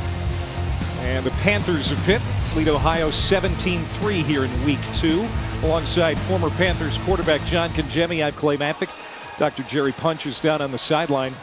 Some of the takeaways from the first half. I think the Panthers found a way to get the football to explosive players on the outside. That was the biggest change for me from Week 1 against a really good Virginia team in Week 2 against Ohio. 7 catches for 118 yards, and he's electric when he gets his hands on the football in the open field. He has the speed to take it 74 yards here on the touchdown, but Kenny Pickett knows he just needs to be a facilitator, distribute the football on the perimeter, and let French and company, those playmakers on the outside, go up, get the football, and feel good about being involved in the offense. Now, Kenny Pickett, for his half of work, 7 of 24, 225, and 1 touchdown. I thought he did a really nice job of moving his feet in the pocket and finding windows to deliver the football. And he showed his toughness, showed his leadership in the first half. Weren't a lot of big plays, but certainly enough to have the lead at halftime. And that was something that was absent last week. Let's go down to Doc Punch. Guys, as you might expect, Frank Solich, Ohio head coach, very frustrated at halftime, said we didn't execute well on either side of the ball. In one play, we didn't play well in special teams, and it burned us. He said, you know, but we can't be one-dimensional with this football team, so we got to come out and be able to run the ball. He said, but I'm really disappointed in the pass game. We've got to throw the ball better than we threw it in the first half. And asking about limiting his quarterback in runs, he didn't really want to comment, but I get the idea that they've taken the ball as far as running out of Rourke's hands because he's just not feeling it well. Yeah, he had 2 carries for negative 13 yards on the ground and 106 yards passing in the first half. Ohio will have it to start quarter number 3, and it's Allison on the run. You talk about the Ohio mistakes, John, and last week that was a problem for Frank Solich's team. They had a couple of turnovers, 7 penalties, even though they won easily over Rhode Island. Those are the things that he wanted to see cleaned up this week. We didn't see that in the first half. A lot of mistakes. I think also they have to clean up when the Panthers are bringing heat and bringing extra people. You have to take advantage of that. You have to take advantage of winning those one-on-one battles on the outside, those matchups between skill player, wide out, and cornerback. After the 8-yard pickup for Allison, Rourke will take the snap out of the gun. And it's Allison again. He's going to be close to the first down before he is stacked up by that Pittsburgh defense. Kylan Johnson and Cam Bright combining on the stop. I thought Chase Pine, the middle linebacker, did a really good job in that first half for Pitt. And that is going to be a first down. That's good eyes. He had 4 tackles in that first half, 3 of those solos. He had a couple of tackles behind the line of scrimmage. So in his second start at middle linebacker, I think he's accounted very well, the redshirt junior. He's got some depth at that position, that's for sure.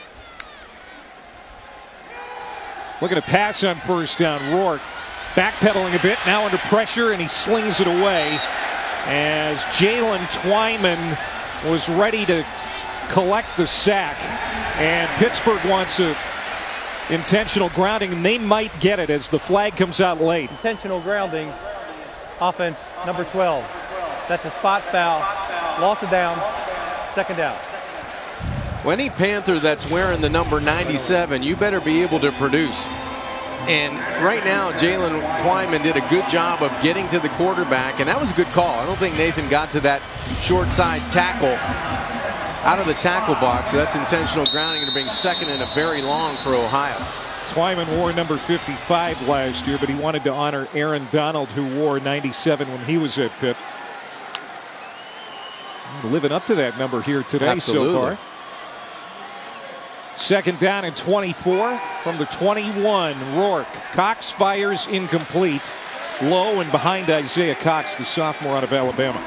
And Damari Mathis was draped all over him. He had a great first half. He really did. He did a really good job of coming up and breaking some would-be big plays on the perimeter, breaking them up. And he had good timing. You know, a lot of the Pitt defenders, they like to play in your face, those cornerbacks, and you get a lot of hands, a lot of handsy play.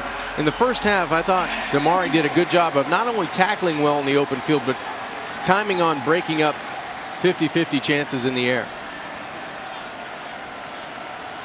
Ohio was 3 of 9 in the first half on third down. Rourke on the comebacker to Cox.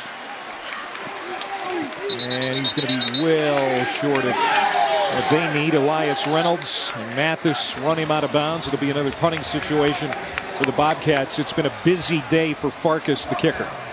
And you can see the frustration of Nathan Rourke going to the sideline. You have a positive run and you take a penalty, and it's, you know, you don't feel well and you're not moving the football, and your head coach is kind of trying to get you going on the offensive sideline.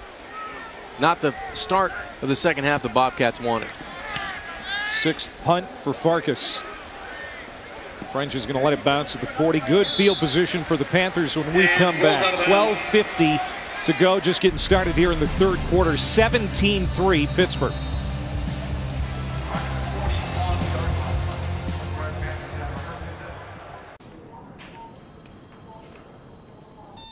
It all feels like gold. Gold to me. Might not be a diamond, but it shines for me. It all feels like gold. Gold to me. It ain't lasting silent. It's all good to Morning. me.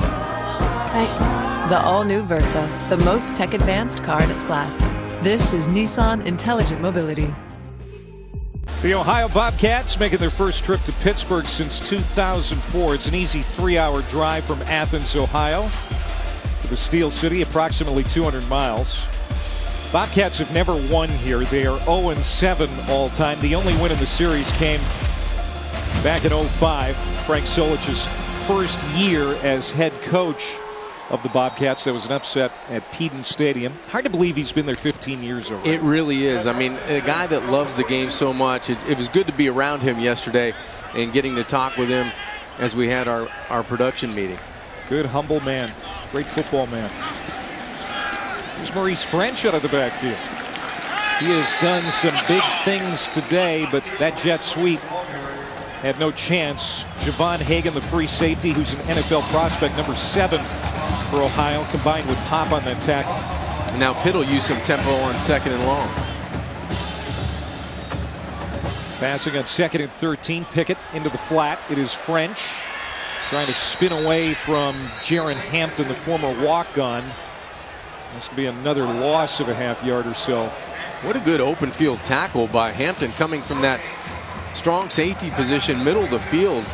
And that's an elusive guy he was able to corral outside the numbers. Mentioned that he's a former walk-on. That's something that Frank Solich really promotes. They have a great tradition of walk-on guys having success at Ohio. They had it at Nebraska. Exactly. So now Pickett in a third down and 10. 3 of 7 today on third down.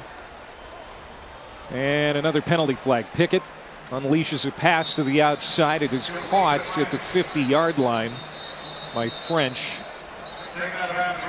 Hagan took him out of bounds, but we'll see if this is going to go against Pittsburgh. May go against Ohio.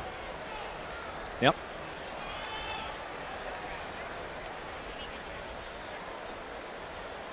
Lined up offside. Offside. Defense, number 23, lined up in the neutral zone. Penalties declined. Result of the plays accepted. 4th down. So it's going to be 4th and really short. Elias Motley, the cornerback, is lining up to blitz. Big play here. I don't know if the Panthers maybe bring the big guys in and try to use cadence and then punt the football. This is still a football game with 11:36. They bring in the fullback, Rashad Wheeler. They hand off to the running back, and Ohio makes the stop. Vincent Davis is punished in the backfield. Yeah, very surprised, Clay, that the Panthers didn't take the 3rd and 5 and take a chance there and then play field position if they don't get it. But they decide to bring the big unit, and Ohio responds with a defensive surge. Look at the penetration. A lot of white jerseys in the backfield. And as you mentioned, 2 or 3 guys on that right side of the defensive line get in the backfield to really stuff the Panthers on 4th down. Dylan Connor, the linebacker, was shaken up on that play. Yeah, an interesting decision by Pat Narduzzi as Ohio makes a big stop on 4th down. They've got great field position when we come back.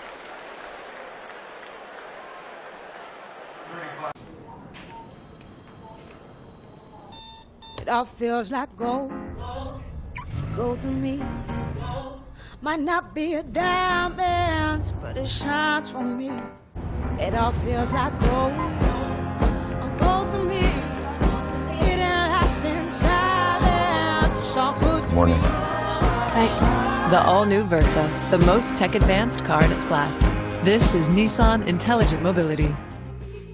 Panthers giving Ohio great field position. Do you think he's second-guessing himself, John, declining that last penalty? Well, I know one thing. He's hot right now because he challenged his team at halftime to be better, and they've come out, and you can't move the chains. And I know offensive coordinator Mark Whipple has to be frustrated, but my thinking is Ohio has only had one big drive of 7 plays and 69 yards. They get a field goal. You give them half the field now to get right back into the football game, and you put undue stress on your defense. So instead of taking the penalty and being 3rd and 6, they declined it. It was 4th and 1. They're stopped. Ohio takes over. Best field position of the day for the Bobcats. Rourke wants to run on 1st down. That was a designed quarterback run, it appeared.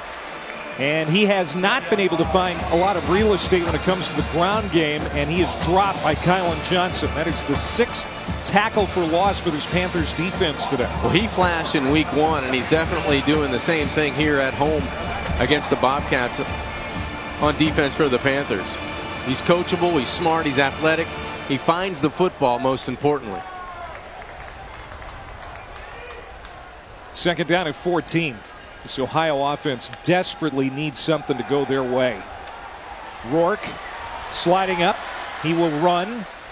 He'll get back to the original line of scrimmage, maybe a yard more as we go down to Doc Punch. Yeah, you saw the Rourke run there a minute ago. At halftime, I talked to Tim Albin, the offensive coordinator for Ohio, coming out of the locker room, and he said, you know, just like Frank Soley said, we can't be one-dimensional. But Tim said, I'd like to be able to run the football. If we get some field position, which they have now, maybe we can run the football a little bit and have a shot to open our pass game up. But on 3rd and long, I doubt they can tuck it and run. Again, they lost their 1,000-yard rusher and A.J. Ouellette, their top 2 receivers from last year, including Poppy White. It's a little bit different looking offense for Tim Albin this year. 3rd down and 9. 2 receivers to the wide side of the field. Rourke is going to be sacked again. At Pitt front, dialing up the pressure, and Kylan Johnson is having himself a game. That is the 4th sack for the Panthers. Kylan was shot out of a cannon on this 3rd down blitz. He's over the football. He's going to skate around to the left side, and right tackle Grimes never picks him out. He ran right by him to the quarterback, Nathan Rourke, for a sack. That's just great response on a sudden change for the Panther defense. Transferred from Florida here to Pittsburgh. Was a great high school player, dual threat quarterback in Dallas at Skyline High School. And he has been their most consistent linebacker so far here in the first 2 weeks. French plays it on the hop. Given ground to get ground, and he'll get back to the 20. That's where he's pushed out of bounds. With 9:09 to go here in the third. Well, coming up next, week 2 continues with South Florida and Georgia Tech here on the ACC network.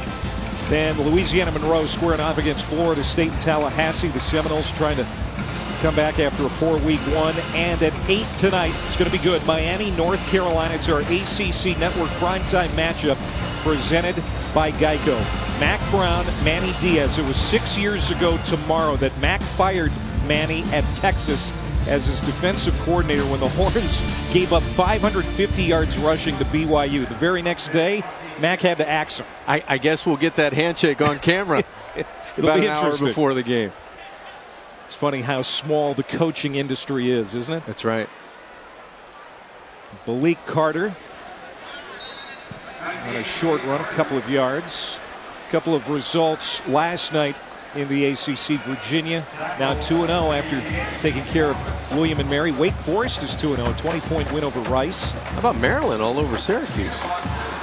Dino Babers expected to have a pretty good team again this year. That's right. Pickett rolling out. 2nd down and 8, and that is a catch for Will Gregg. One of the 6 grad transfers on the roster. He came to Pitt from Arkansas. That's an 11-yard pickup. You know, for Pitt today, we talk about the explosive guys on the outside. That's basically the outside guys. But the inside guys, the tight ends, have done a really good job catching the football. Will Gregg there, ball behind and high. He's able to turn his body slightly to get that pass and secure it after the big hit. Pickett to throw again. Great catch by Trey Tipton. He was draped in the secondary but managed to come away with a 20-yard reception. Can you cover it any better than Marlon Brooks did there on Trey Tipton? Terrific location of the football on the back shoulder throw, and then let your athlete who sees the football coming react and get that 1 foot inbounds. Another pass and another pretty catch. This time it's Taysir Mack. Boy, Pickett is really finding a rhythm with his receivers. That's a gain of 21. When the receivers are having a day like today, just get it close. These guys are catching everything. Tipton tiptoes the sideline, and then a big catch by Mack over the middle. The ruling on the field is a completed catch. The previous play is under review.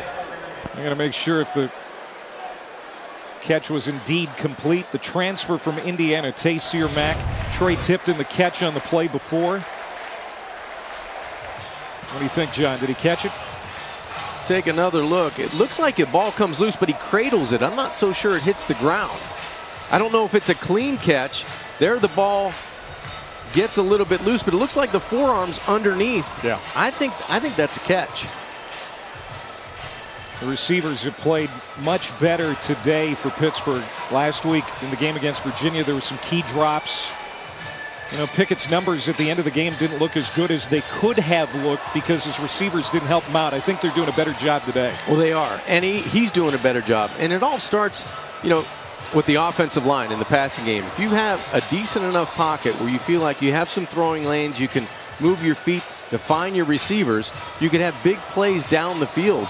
And if this catch stays a catch, which it should, in my opinion, Pickett has come back from a subpar review, performance. The ruling on the field stands as called. First down. A subpar performance for him last week against Virginia with the 2 picks and missing guys, and even though the drops were there, he's now 22 of 29 for 290 and a touchdown, and he hasn't turned it over, right, you know, which is the big key for the Panthers. Closing in on his career high at 316. This drive started after Pittsburgh 22. Moving it well. At the 23 of Ohio. Pickett. And they were going to try to blow the play dead before Pickett took that hit. But the bodies were already in motion. Another penalty flag. False start. Offense. Number 70. 5-yard penalty.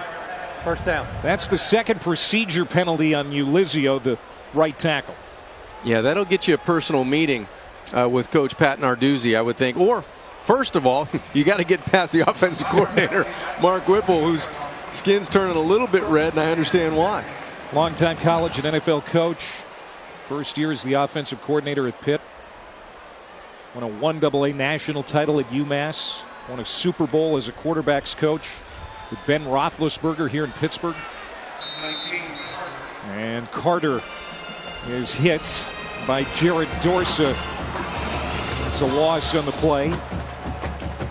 Mark Whipple spent some time with the Eagles, the Browns. In the last 5 years, he was back at UMass. He's happy to be back in college football.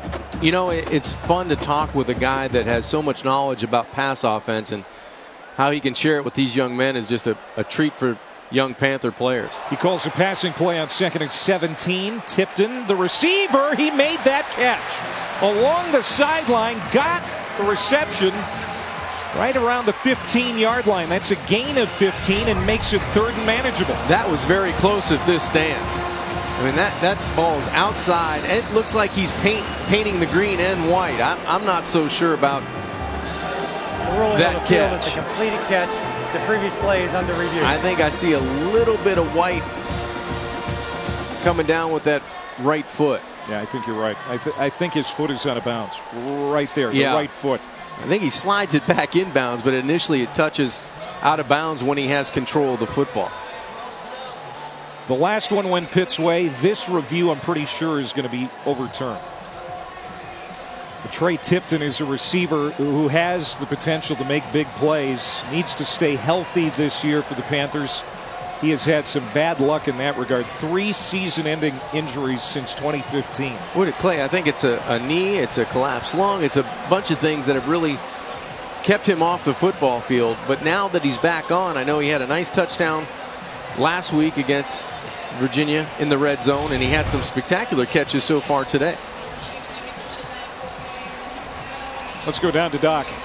Yeah, we're talking about a collapsed lung and 2 knee injuries, 15, 16, and 17 into his season, so you love seeing him having a great year. He's also a candidate for the Warfel Trophy because when he was injured, he realized how much anxiety and depression athletes battle when you're hurt and you can't play. So the Love Foundation he founded, Living Out Victoriously Every Day, is a support group that actually helps athletes who are battling injury and depression. After review, the receiver's right foot was out of bounds when he got control of the ball. Therefore, it's an incomplete pass, 3rd down.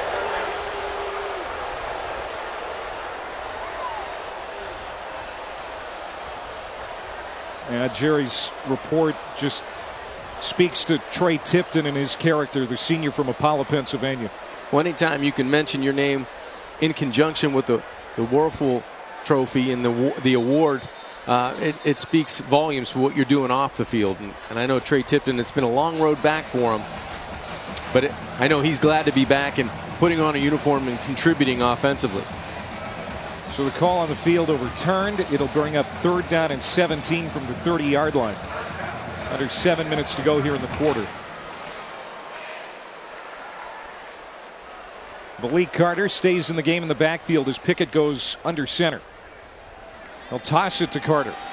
Carter cuts it up, finds a blocker. And then is stood up by Jaron Hampton.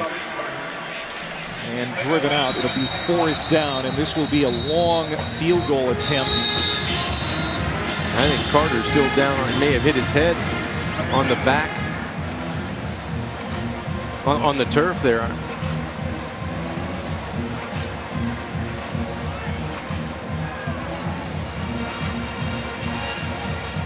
And Malik Carter, sophomore from West Palm Beach, kind of burst onto the scene last year. No one really knew about this guy until that week against Duke, where he had 137 yards and a couple of touchdowns. And he did hit his head hard. Yeah, I think on that far sideline. That whiplash effect may have got him on that far sideline. That was a tough tackle by Hampton and company right in front of the Ohio bench. They think he can be a weapon. With his speed and athleticism and the way he can jump cut in and out of holes, yeah, he can definitely add to this offense. Alex Cressman with a make of 27 and a miss of 45. Again, Cressman has a career long of 56. He has a big leg. He hasn't had a great day today with 1 miss. He had a miss last week. This will be a 41-yard attempt for Cressman. I'd be interested to see the miss he had earlier today wasn't close. So I see how Alex responds here with a 41-yard try.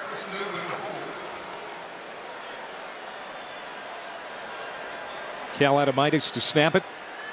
Kirk Christodoulou to hold it.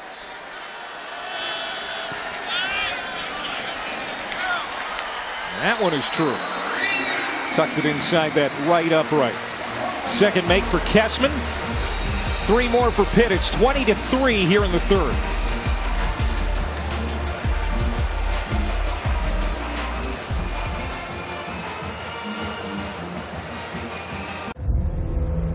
Telluride, built to make each trip a story. Tales worthy of becoming fine, leather-bound books. And because of the available 6 built-in USB charging ports, none of those books will begin.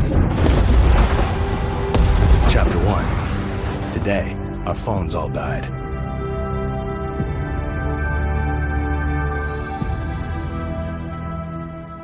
Clay Matvick, former Pitt quarterback John Kajemi, and Dr. Jerry Punch back here at Heinz Field, where it's now 20-3 Pittsburgh on top of Ohio. The Huddle, the signature football show on the ACC network, hosted by Jack Collinsworth, Eric McLean, E.J. Manuel, and Coach Mark Richt.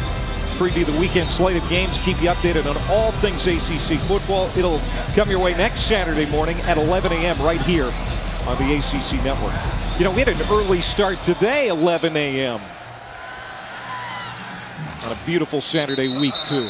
Kind of like these early starts. I love them, too. And we love showing these highlights from the vault. Let's go back a ways. A long, long ways to the early 80s. John Kajemi and his career at Pitt. It was fascinating. We had the cutoff jerseys. That's when you know it's old. Do-it-all McCall catching one down there. 4 years as the starting quarterback for the Panthers. The Fiesta Bowl MVP in 1984. Even though you didn't win that game. That's the amazing thing. You were so good. Even though your team didn't win, they gave you the MVP. I was so disappointed. We felt like we'd won the game, and then Mike Tomczak had other ideas. He threw a deep pass down the sideline, and they scored with, I think Ohio State scored with about 40 seconds left to go in the game. We came all the way down, looked like we were going to get in about the 20-yard line. I decided, really bonehead play by me, I decided I'm going to try to run for a first down and kind of mess my ankle up, chipped a bone in my ankle, and we end up, running out of time at the end of the game. But yeah, it was one of those games that were really, I still have vivid memories, and watching those highlights brings it back really quickly. Rourke to the outside and caught at the 30-yard line. You put up some big numbers right after Dan Marino put up big numbers here at Pitt, and it was a fun offense to watch back in those days. It was a lot of fun. We had so many good players. I mean, just think of the offensive line that played within that era with Dan Marino, and then to me, you had Jimbo Covert, you had Mark May, you had Russ Grimm, you had Bill Freilich, you had a guy named Mark Stepnowski. You had so many guys. On the other side, Chris Dolman and Bill Moss, and you had so many great players that played for the Panthers in that era. 3rd down and 3. Ohio's going to get the first down and a lot more. Rourke is complete to Isaiah Cox, who gets into Pitt territory down to the 41-yard line, a gain of 27. That's a great response by Nathan Moore. Good protection in the pocket, and he steps in and fires one right in front of Hamlin, the free safety. Isaiah Cox turns it upfield, and now the Bobcats have the football in Panther territory. Only the 4th 3rd down conversion for Rourke and the Ohio offense today.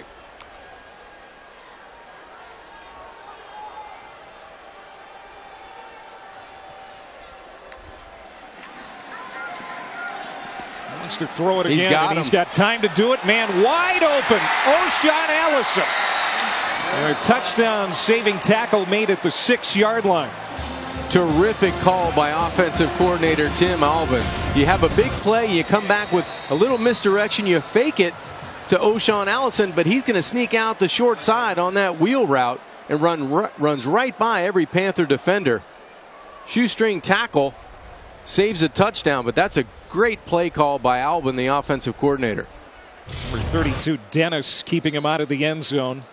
34-yard play. Injury timeout. Back in a moment.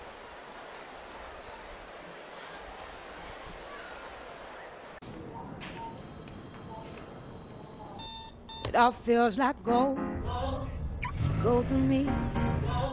Might not be a diamond, but it shines for me. It all feels like gold. Gold to me. It ain't lasting silent. It's all good to Morning. me. The all-new Versa, the most tech-advanced car in its class. This is Nissan Intelligent Mobility.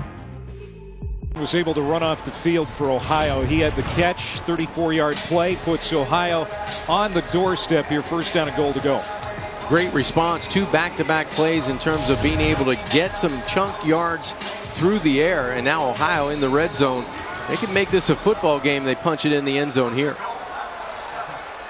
Ohio was great in the red zone last week, 5 for 5 against Rhode Island with 3 touchdowns. Touchdown would get him back in this game, but still plenty of time to go. This is Demontre Tuggle, touchdown, Bobcats. His 3rd rushing touchdown of the year.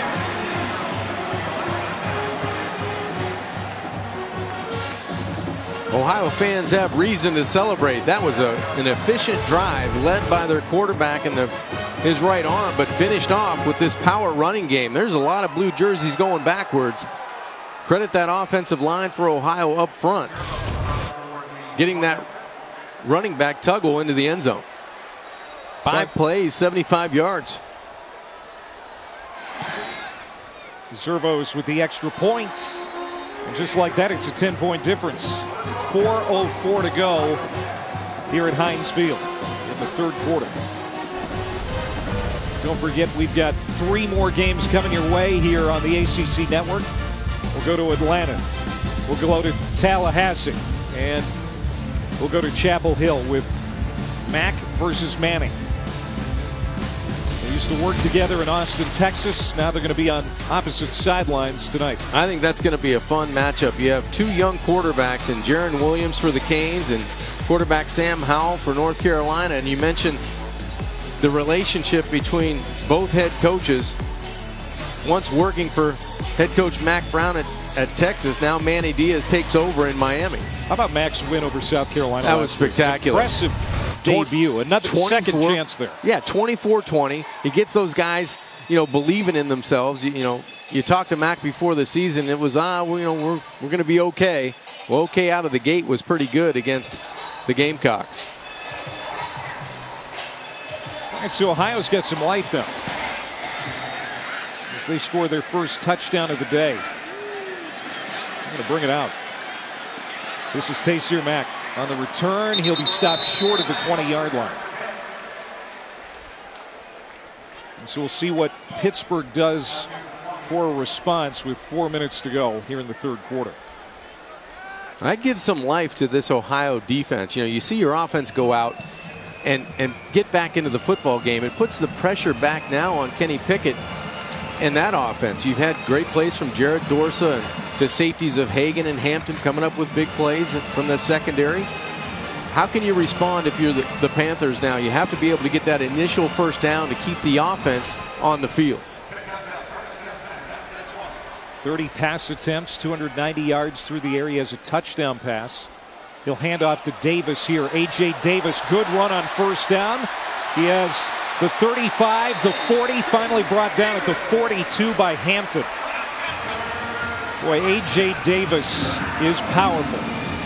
The Bobcats decide to blitz on first down, and what does Pitt do? They run right where the blitz came from. A.J. Davis breaks a couple of arm tackles, 3 tackles on the way to a huge gain. We're going to get another false start. False start, offense, number 86. 5-yard penalty, first down. Tight end Nakia Griffin-Stewart. So that was the 6th 20-yard play, or play of 20 yards or more. We didn't see a lot of explosive plays in the first quarter or 2 from Pitt. They're starting to come again. Well, they are, but they have to get out of their own way with the penalties before the ball snap. Breaks your momentum. Yeah, a lot of pre-snap penalties. A.J. Davis again. And he'll get it to the 45-yard line. those are the subtle moves I think offensive coordinator Mark Whipple is looking from the running backs. At some point, these Pitt running backs have to make defenders miss in open space in the second level, and that's what's going to take the Pitt running game to the next level. Pickett goes to Griffin Stewart, and the tight end tumbles ahead for a first down into Ohio territory. Going back to the running backs, John, we have seen A.J. Davis, we've seen Todd Sibley, Malik Carter, and Vincent Davis, the freshman. I think A.J. Davis has been the best looking running back so far today. I think he has the most understanding of what the offense is and what he's trying to get out of his running game. Pickett is going to run and wisely slides down at the 40-yard line, and he is being encouraged to do more of that. Take fewer body blows when, you know, he likes contact. It's pretty apparent, but, you know, it's not always the wise decision to lower your shoulder. Exactly. He's a competitor as Pitt ends up going Wildcat here on second down. Davis trying to run it ahead and right into the teeth of that Ohio front. Arp and Baker are waiting for him. So now third down. I think, Kenny, you're right. He has to decide when I've got enough yards to get down, because it's a long season and there's a little bit of a drop off when you get, and no knock on the guys behind him, but he's the guy that the Panthers want to have playing the position of quarterback. Why? Because he can get the offense communicated to everyone. He can convert on third down. He's 6 of 8 today on third down for 115 yards and a touchdown. Another opportunity right here. They need the 34-yard line. Pickett is going to go deeper than that. Looking for French. Incomplete. Pass a little tall, and Marlon Brooks did a pretty good job staying with French. So they're at the 40-yard line. It's fourth and about 6 yards to go. What do you do here? Do you punt, or do you attempt a really long field goal with Kessman, who has the capability to hit long field goals? I think the offense is going to stay out on the football field here. I don't think you chance something in the special teams game. You may go out now and try to use cadence on fourth down and see if you get Ohio to jump, and then bring your punting team back out with 5 yards to spare. But this offense is a little quick kick. A little pooch punt. Kenny Pickett, not bad. I would say that gets an A. Kenny Pickett puts it out at the 14-yard line. Good job. See, quarterbacks can do just about everything, right? Did you do that? Yes, when you were did. Here? I did. A lot? No. No, I think I did it once. How'd you do? That good? No, not that good. I wasn't that good. Good job by Kenny Pickett getting the ball foot to leather, and the ball gets down to the 15-yard line with no chance of return. You know who would have been good at that and was good at that? Who? Tom Tupa. Yes. Yeah, the former punter Absolutely. and quarterback. His son Tyler plays for Ohio. He's a wide receiver. In fact, had a touchdown last week, but the wide receiver core is missing him today. Didn't make the trip. He's nicked up. And Nathan Rourke, playing sick, goes down. Another sack. It's Jalen Twyman, number 97. He's been very active in the backfield today. Defensive coordinator Randy Bates for the Panthers told us people have to step up with Camp out and Weaver out. Who's going to be the next guy? And today it's been Twyman. Alexander Jones. Twyman on the sack right there on first down. He's been relentless for the Panthers up front today. Again, wearing Aaron Donald's old college number. They swing it out. Jerome Buckner dropped the football, and it's recovered by the Bobcats. Cam Odom was there to bail out Jerome Buckner, who's had a couple of gaffes today. A drop touchdown catch, and he left that one on the turf. Yeah, that could have been disastrous for the Ohio offense. You're trying to just get the ball out to your playmaker, and then good pursuit by Patrick Jones from the backside. Ball on the ground, and luckily for the Bobcats, they retained possession. So Rourke facing another third down and long.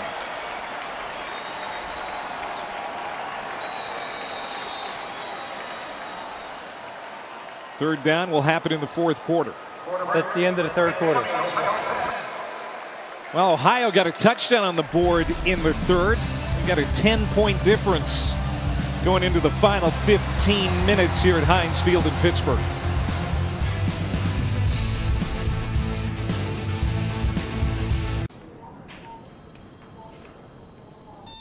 It all feels like gold. Gold to me. Might not be a diamond, but it shines for me. It all feels like gold. Gold to me. It ain't lasting silent. So good to Morning. The all-new Versa, the most tech-advanced car in its class. This is Nissan Intelligent Mobility. In Pittsburgh, Nathan Rourke from Oakville, Ontario, dual-threat quarterback, responsible for 81 career touchdowns. Tyler Tettleton holds the Ohio record with 83, but Rourke, no factor in the Ohio run game today, and that's because he is still feeling under the weather. It was a game-time decision trying to gut it out. His team backed up, 3rd down and long. First play of the quarter. Rourke is going to gun it over the middle. It's deflected, intended for Lurman, the tight end, but batted away by Dane Jackson, the excellent senior captain. Awareness coming from the corner spot. He's able to come in, and there's that NFL talent, that potential that you have in Dane Jackson. Pat Narduzzi says of Jackson, he's as good a cornerback as I've ever had, and that's saying a lot. He told you and I need to be a leader. I need to lead by example. I also need to lead with my voice. I'm kind of a quiet guy by nature. Well, that was a huge play when the defense needed him most. This is the 8th punt for Farkas today from his end zone. French never thought about a fair catch. Those are dirty words to him. And he gets to the 44 as we go down to Doc. You're talking about Nathan Rourke, who has rushed for more touchdowns than any other quarterback in FBS the last 2 years. So at halftime, coming out of the locker room, I asked the offensive coordinator, Tim Albin, I said, hey, are you not letting him run his normal option attack where he keeps the ball and runs it because he's not feeling well, because he's sick? And Tim just stopped and looked at me and said, no comment. Then he smiled and walked away. So I get the idea that this kid's he's just struggling to be on the field. Frank Soley said when asked about Rourke at halftime, he said he is one tough kid. He's hanging in there. You can tell, Doc, that he's uncomfortable playing the position. He's getting everything he can out of the passing game, and I think that's the smart decision by Tim Albin and head coach Frank Zolich to take him out of the running attack. You've got a long season to play with him at quarterback. Rourke already over 300 yards passing, goes to the air again. It's incomplete to French. And Pickett will pick himself up off the grass. 316 yards passing is the career high for Pickett. He will likely eclipse that here today. Going back to Rourke, though, John, how many times did you play sick during your career? Only a couple of times, and it affects you. It affects you, your stamina. It affects your concentration. You have to fight through it, and it's something that I can see Nathan really trying to, handle and get through that struggle. But it's a mighty uphill climb. French is so elusive, so hard to tackle. Finally, Ohio gets to him and brings him down, but not before he crosses the midfield stripe. Anytime Maurice French touches the ball, a touchdown can happen. And that's the job on the outside for Kenny Pickett. Just get it into the hands of these playmakers and let them do it with some space. The quicker you get it to guys like Tipton and French on the outside, or Mack, they can make plays down the field. Yeah, that big 74-yard touchdown reception in the first half. That should have been caught by Mack, incomplete. Taysir Mack had a drop last week. Javon Hagan, number 7. Third-year captain for the Bobcats, 2-time all-conference. They'll break that up. So it's a 4th and 2, and here comes the punting unit for Pittsburgh. Yeah, I think for the Panthers there at that point, you'd like to get the running game going because that's going to get the clock going. Yeah. This is a football game. It's 20-10. You're a possession or a turnover or a fluke play away from really having to have some more success on offense throwing it. You might as well take 2 or 3 minutes off the clock. Yeah, instead, they take about a minute off. As Christodoulou is going to flip the field. A very good punt from the sophomore from Australia. 40-yard kick. 13:44 to go. Ohio's hanging around in this one.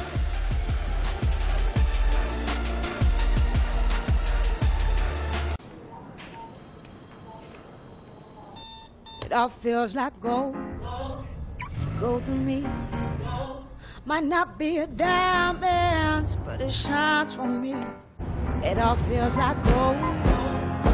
Gold to me. It ain't lasting silent. It's all good to Morning. me. Hi. The all-new Versa, the most tech-advanced car in its class. This is Nissan Intelligent Mobility.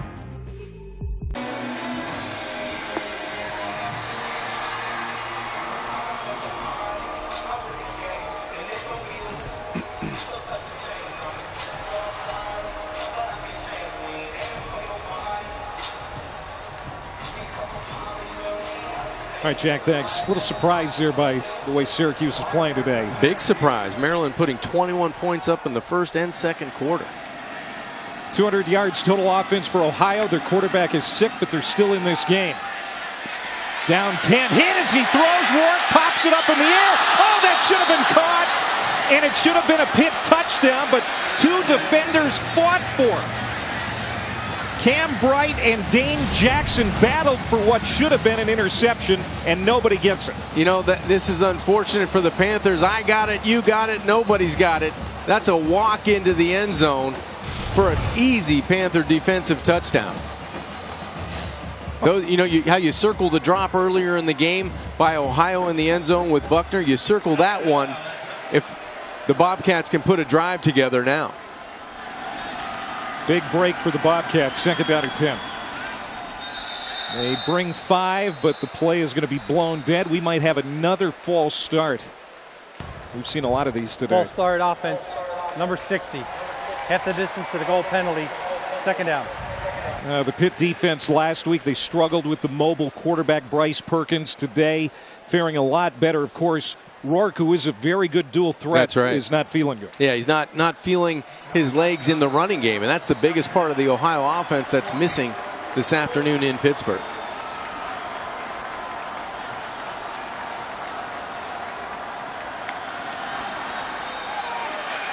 They're going to run it on second and 14 with Allison, who's obviously feeling better. He was shaken up earlier in this half. Devin Danielson makes the tackle. All right, here's the play. If this is baseball, you say the outfielder calls off the shortstop on a play in short left. But whose fault is this? Well, if you're the guy that dropped it, I can tell you that's whose fault it is.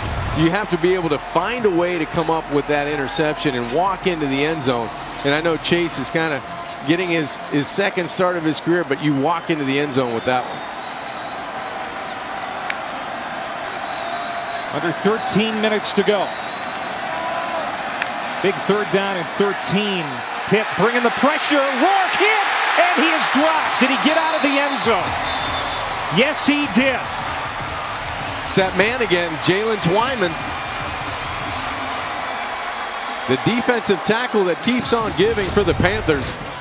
He has been relentless. Top of the screen, little swim move, pressure all around the pocket, and a good job by Patrick Jones actually pushing him to Twyman to get the sack. Rourke was able to get the ball across the plane and get out of the end zone to avoid the safety. And so now another punt, number 9 on the day for Farkas. French is going to field this line drive kick. A lot of room to operate. French is going to take it to the wide side of the field. There he goes, inside the 20. And he's going to be collared at the 10-yard line, but there are 4 penalty flags down inside the 10. During the kick, holding number 9 receiving team. 10-yard penalty from the end of the play. Correction, from the end of the kick will be first down Pitt. Still great field position for Pittsburgh. But let's go back to Jalen Twyman, the sophomore from Washington, D.C. He has been so effective getting to the passer today. Well, he has. And credit Patrick Jones and the rest of that defensive front. They really pushed that sack to Jalen Twyman. And Rourke was able to get out of the end zone to the 1-yard line. But it's Twyman. He's been relentless in the run game, and he's done a nice job getting to the quarterback. Let's go down to Dr. Punch. Yeah, Jalen Twyman grew up in Washington, D.C., as you said, in the 7th Ward, which is one of the toughest parts of Washington. When he was 9 years old, he would play in a concrete parking lot, a game called throwback tackle. where you throw the ball over your head, 10 or 12 guys catch it, and then it's a free-for-all scramble, no holes barred, to try to tackle whoever has the ball. You learn to be tough very, very quickly, and the coaches say this is the toughest young man as a sophomore they've seen come here in quite a while. He has been outstanding today as Vincent Davis takes the handoff, and he's got a first down run. Touchdown in the first half for the freshman. Continuing to factor in the Pittsburgh backfield here in the second half as we've got a man down for Pitt. It's Rashad Wheeler, the fullback. As they check on him, we step aside.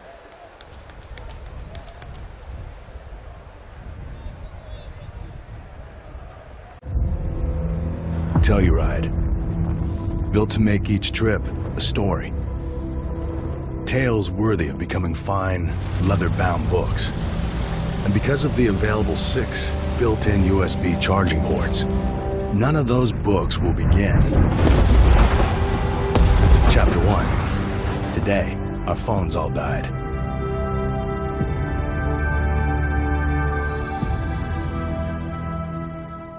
To go. Pitt is down 2 backs now. Rashad Wheeler, the fullback, didn't put any pressure on his left foot when he was being helped off the field. And Malik Carter, he hasn't returned since getting knocked around that far sideline here earlier in the half. He went to the locker room, so that's a running back and a fullback who are out right now for Pitt, and they may be trying to milk the clock here with the running game the last several minutes. Yeah, they may have to rely more on A.J. Davis and Vincent Davis, who have been Pitt's 2 best backs today, being able to run the football in between the tackles, and when they've had some daylight outside the numbers, they've been effective as well. 96 rushing yards for Pitt. They had 78 last week in the game against Virginia. As they go to Vincent Davis on first down, he'll get a couple. But that's the offense now under Mark Whipple. It's going to be a heavy passing scheme. And I don't think Pitt possesses a running back right now that can carry the load to be a 1,000-yard rusher. I think you have to spread the wealth in the backfield, but put the pressure on Pickett to distribute outside to the playmakers that play wide receiver. And as the tight end keeps emerging, I think the Pitt offense will get better.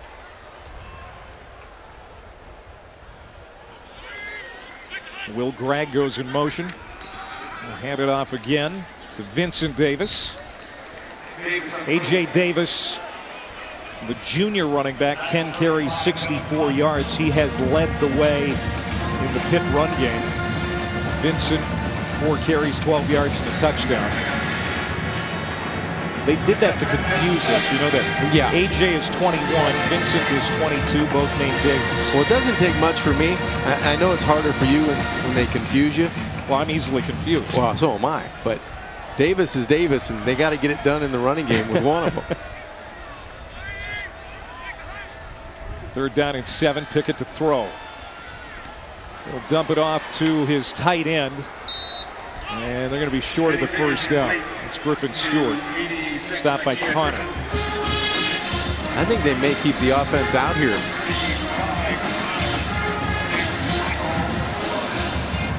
One thing we know for sure, this drive has taken off more time than the last drive. It has. And that's a positive. And there's a big discussion on the sidelines of what they want to do and how they want to do it with their head coach, Pat Narduzzi. Kenny Pickett did a pooch punt on 4th down on their last possession. They've got all their timeouts remaining. I think they're going to spend one here.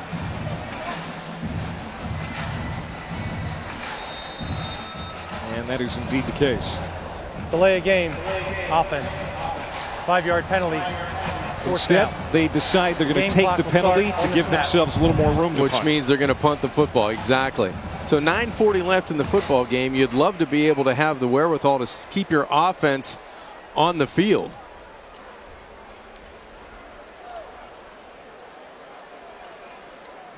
Pat Narduzzi comes out of the Mark D'Antonio coaching tree. He always liked the 4th quarter fake punts. Oh, see what Narduzzi does here. This will be punt number 5, if indeed it is a punt for Chris Dulu, and it is. Fair catch called for. This is Buckner. And another long field for Ohio as Christodoulou, the Australian, has done a nice job when called upon. 9:34 to go. Lead is still 10 for Pitt.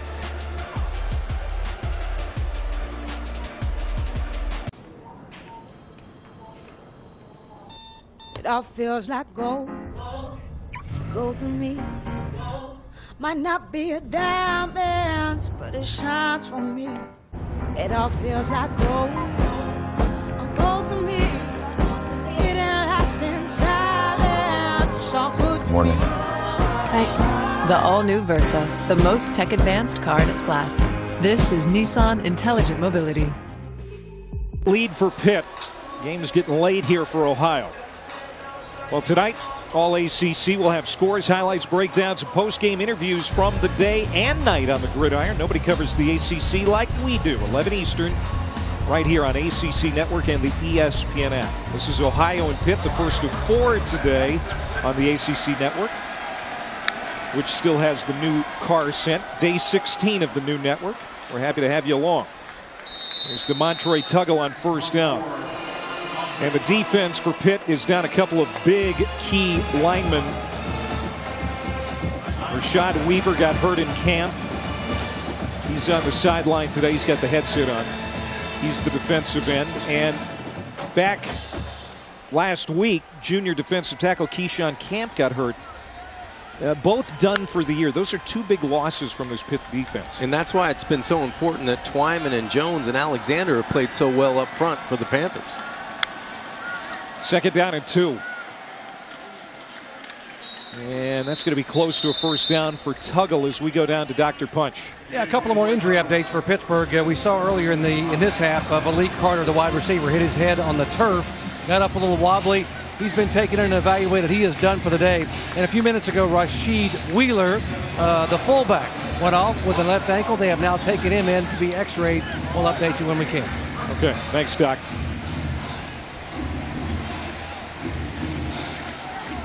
So this seems like the last best chance for Ohio. You want to be able to get points out of this drive to make it a 1-score game.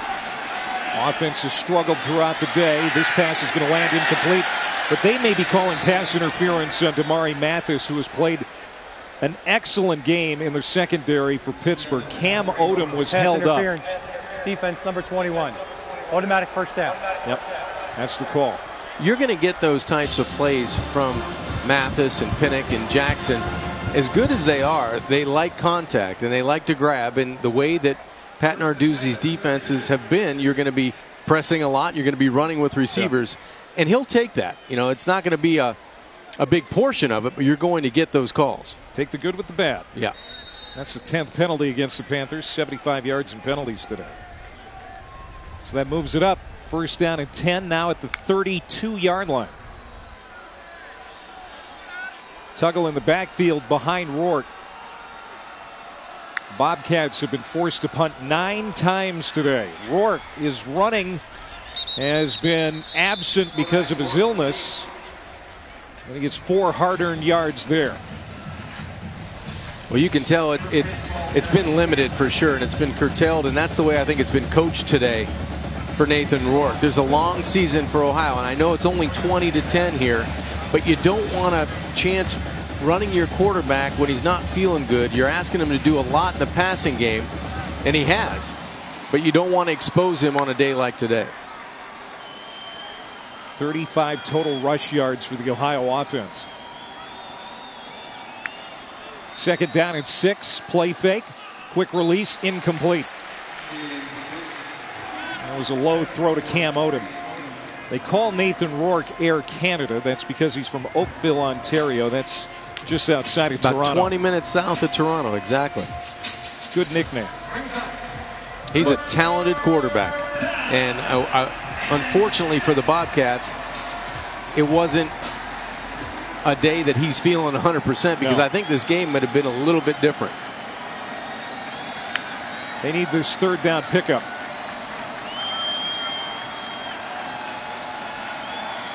Play clock down to 5. On the slant, complete. Shane Hooks dropped it. He had it and dropped it. There have been a couple of big drops by Ohio receivers early in the game. Buckner dropped a sure touchdown, and here on a 3rd down conversion attempt, right in the number, hit him hooks right on the number 5, and you've got to be able to come down with the football. Again, tough coverage by Mathis, pulling one of the arms of Hooks away from the football. Yeah, Mathis, a great job stripping that ball. Maurice French, he has been busy in the return game today, backpedaling inside the 10, muffed it again. Able to get it back. Hurdles out of a tackle. Man, he is interesting to watch. Makes everything exciting.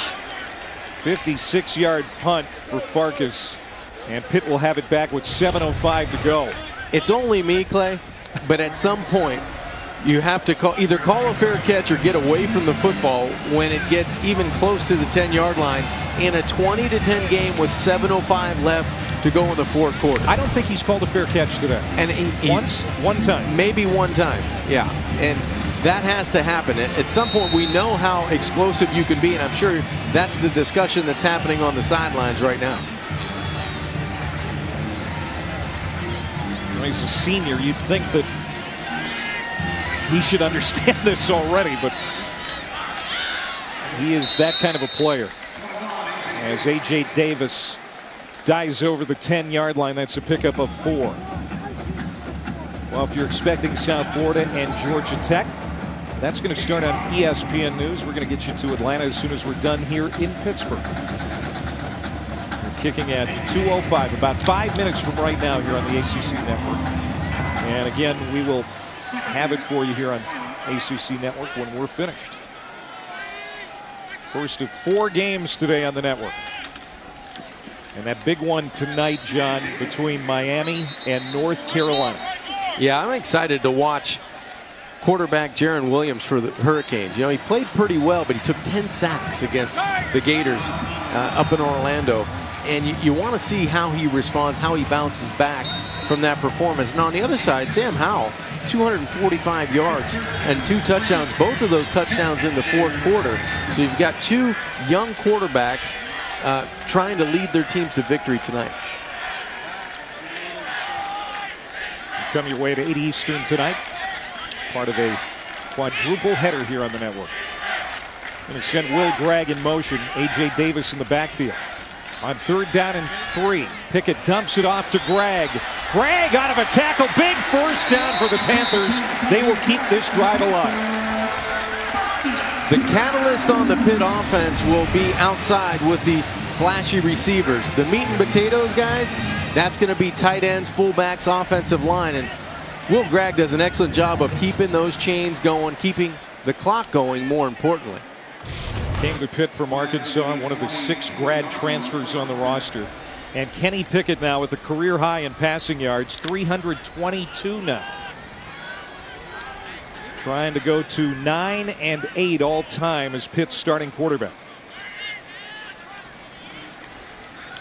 Back to the ground. Working the clock. Good game for A.J. Davis. He'll add to his total. Gets it to the 40. Ogun Seymour brings him down, but that's a pickup of 18 yards for Davis. Beautiful vision and a cutback by A.J. Davis. Understanding where his blockers are initially on the offensive line and then at the perimeter with the tight ends and wide receivers getting out in front. That caps off a solid performance for A.J. Almost 7 yards per carry today for A.J. Davis.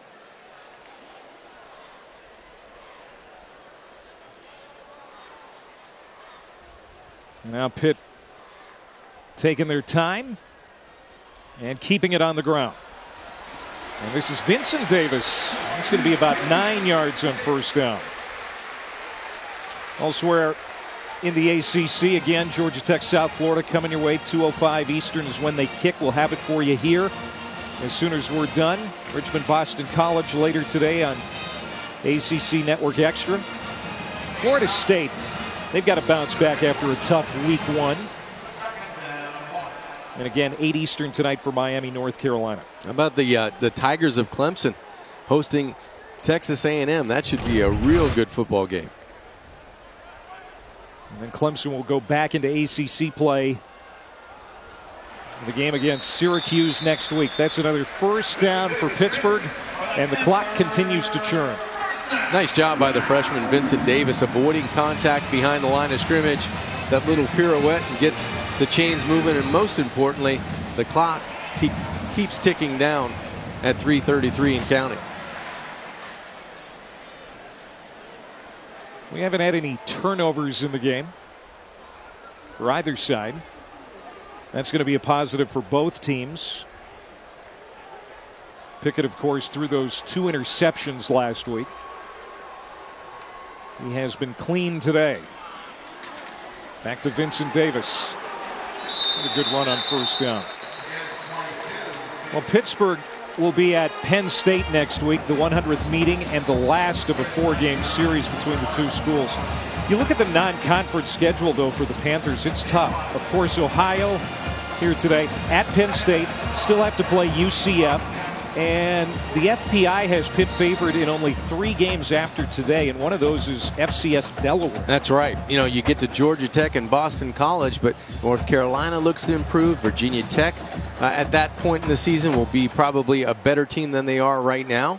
UCF put a pretty good beating on the Panthers last season. So the back-to-back games on the road against Penn State and then home against the Central Florida will be interesting. Central Florida gave Pitt problems last year. As Davis gets it to the 40-yard line, 3rd down and a yard. Ohio has all of its timeouts remaining, but Frank Solich isn't calling them yet. No, and I think, you know, for Ohio, you take a peek. Right now, this team, if they get a stop here, you're probably going to use one. But this is a better team than what we saw today. No question. No question on offense. They're more dynamic. And this defense, I think, gave it their best effort. But up front, it just started the wear and tear of the Pitt offensive line. It really taken over. Give to Vincent Davis. That's a first down. Inside the 30. And the Panthers will be able to burn more clock. The 130th year of Pitt football this season, in the 150th year of college football. This is always a hard-nosed, blue-collar, tough program. And, you know, there are going to be some transitional pains this year as they continue to work through the offensive struggles as Mark Whipple installs this offense. But this is a step in the right direction today. It absolutely is, and I think it's a strong step for Kenny Pickett. You know, coming back after a tough loss in conference, Mark Whipple getting his offense another week for guys to watch it on film, to make corrections until they, you know, go to Happy Valley next week, and then they have Central Florida at home. You're going to have to be better in those 2 games than you were in the last 2 games. And I think Mark Whipple got to use Kenny Pickett in different ways today, getting the football out to the playmakers and watching those guys grow as well on the outside. Still no timeouts being called by Ohio. It's almost like they're waving the white flag here in the final seconds of this game in week 2. And another thing about Pitt football, very glad they brought this look back. These uniforms are outstanding. Yeah, you bring the script back. That's who you are if you're a Panther. Vincent Davis again. It'll be 3rd down. 20 seconds to go. That is going to do it. First win of 2019 for Pat Narduzzi's Panthers. It wasn't always pretty, but certainly a W is appreciated by these fans. This coaching staff going to be a little happier this week. Much happier because the execution was better, and anytime you win, you have a chance to celebrate, and you can still correct what you need to correct. That's going to do it from Heinz Field here in Pittsburgh. 20-10 the final for John Congemi and Dr. Jerry Punch. I'm Clay Matvick. Don't forget Miami, North Carolina tonight, but coming up next, USF and Georgia Tech.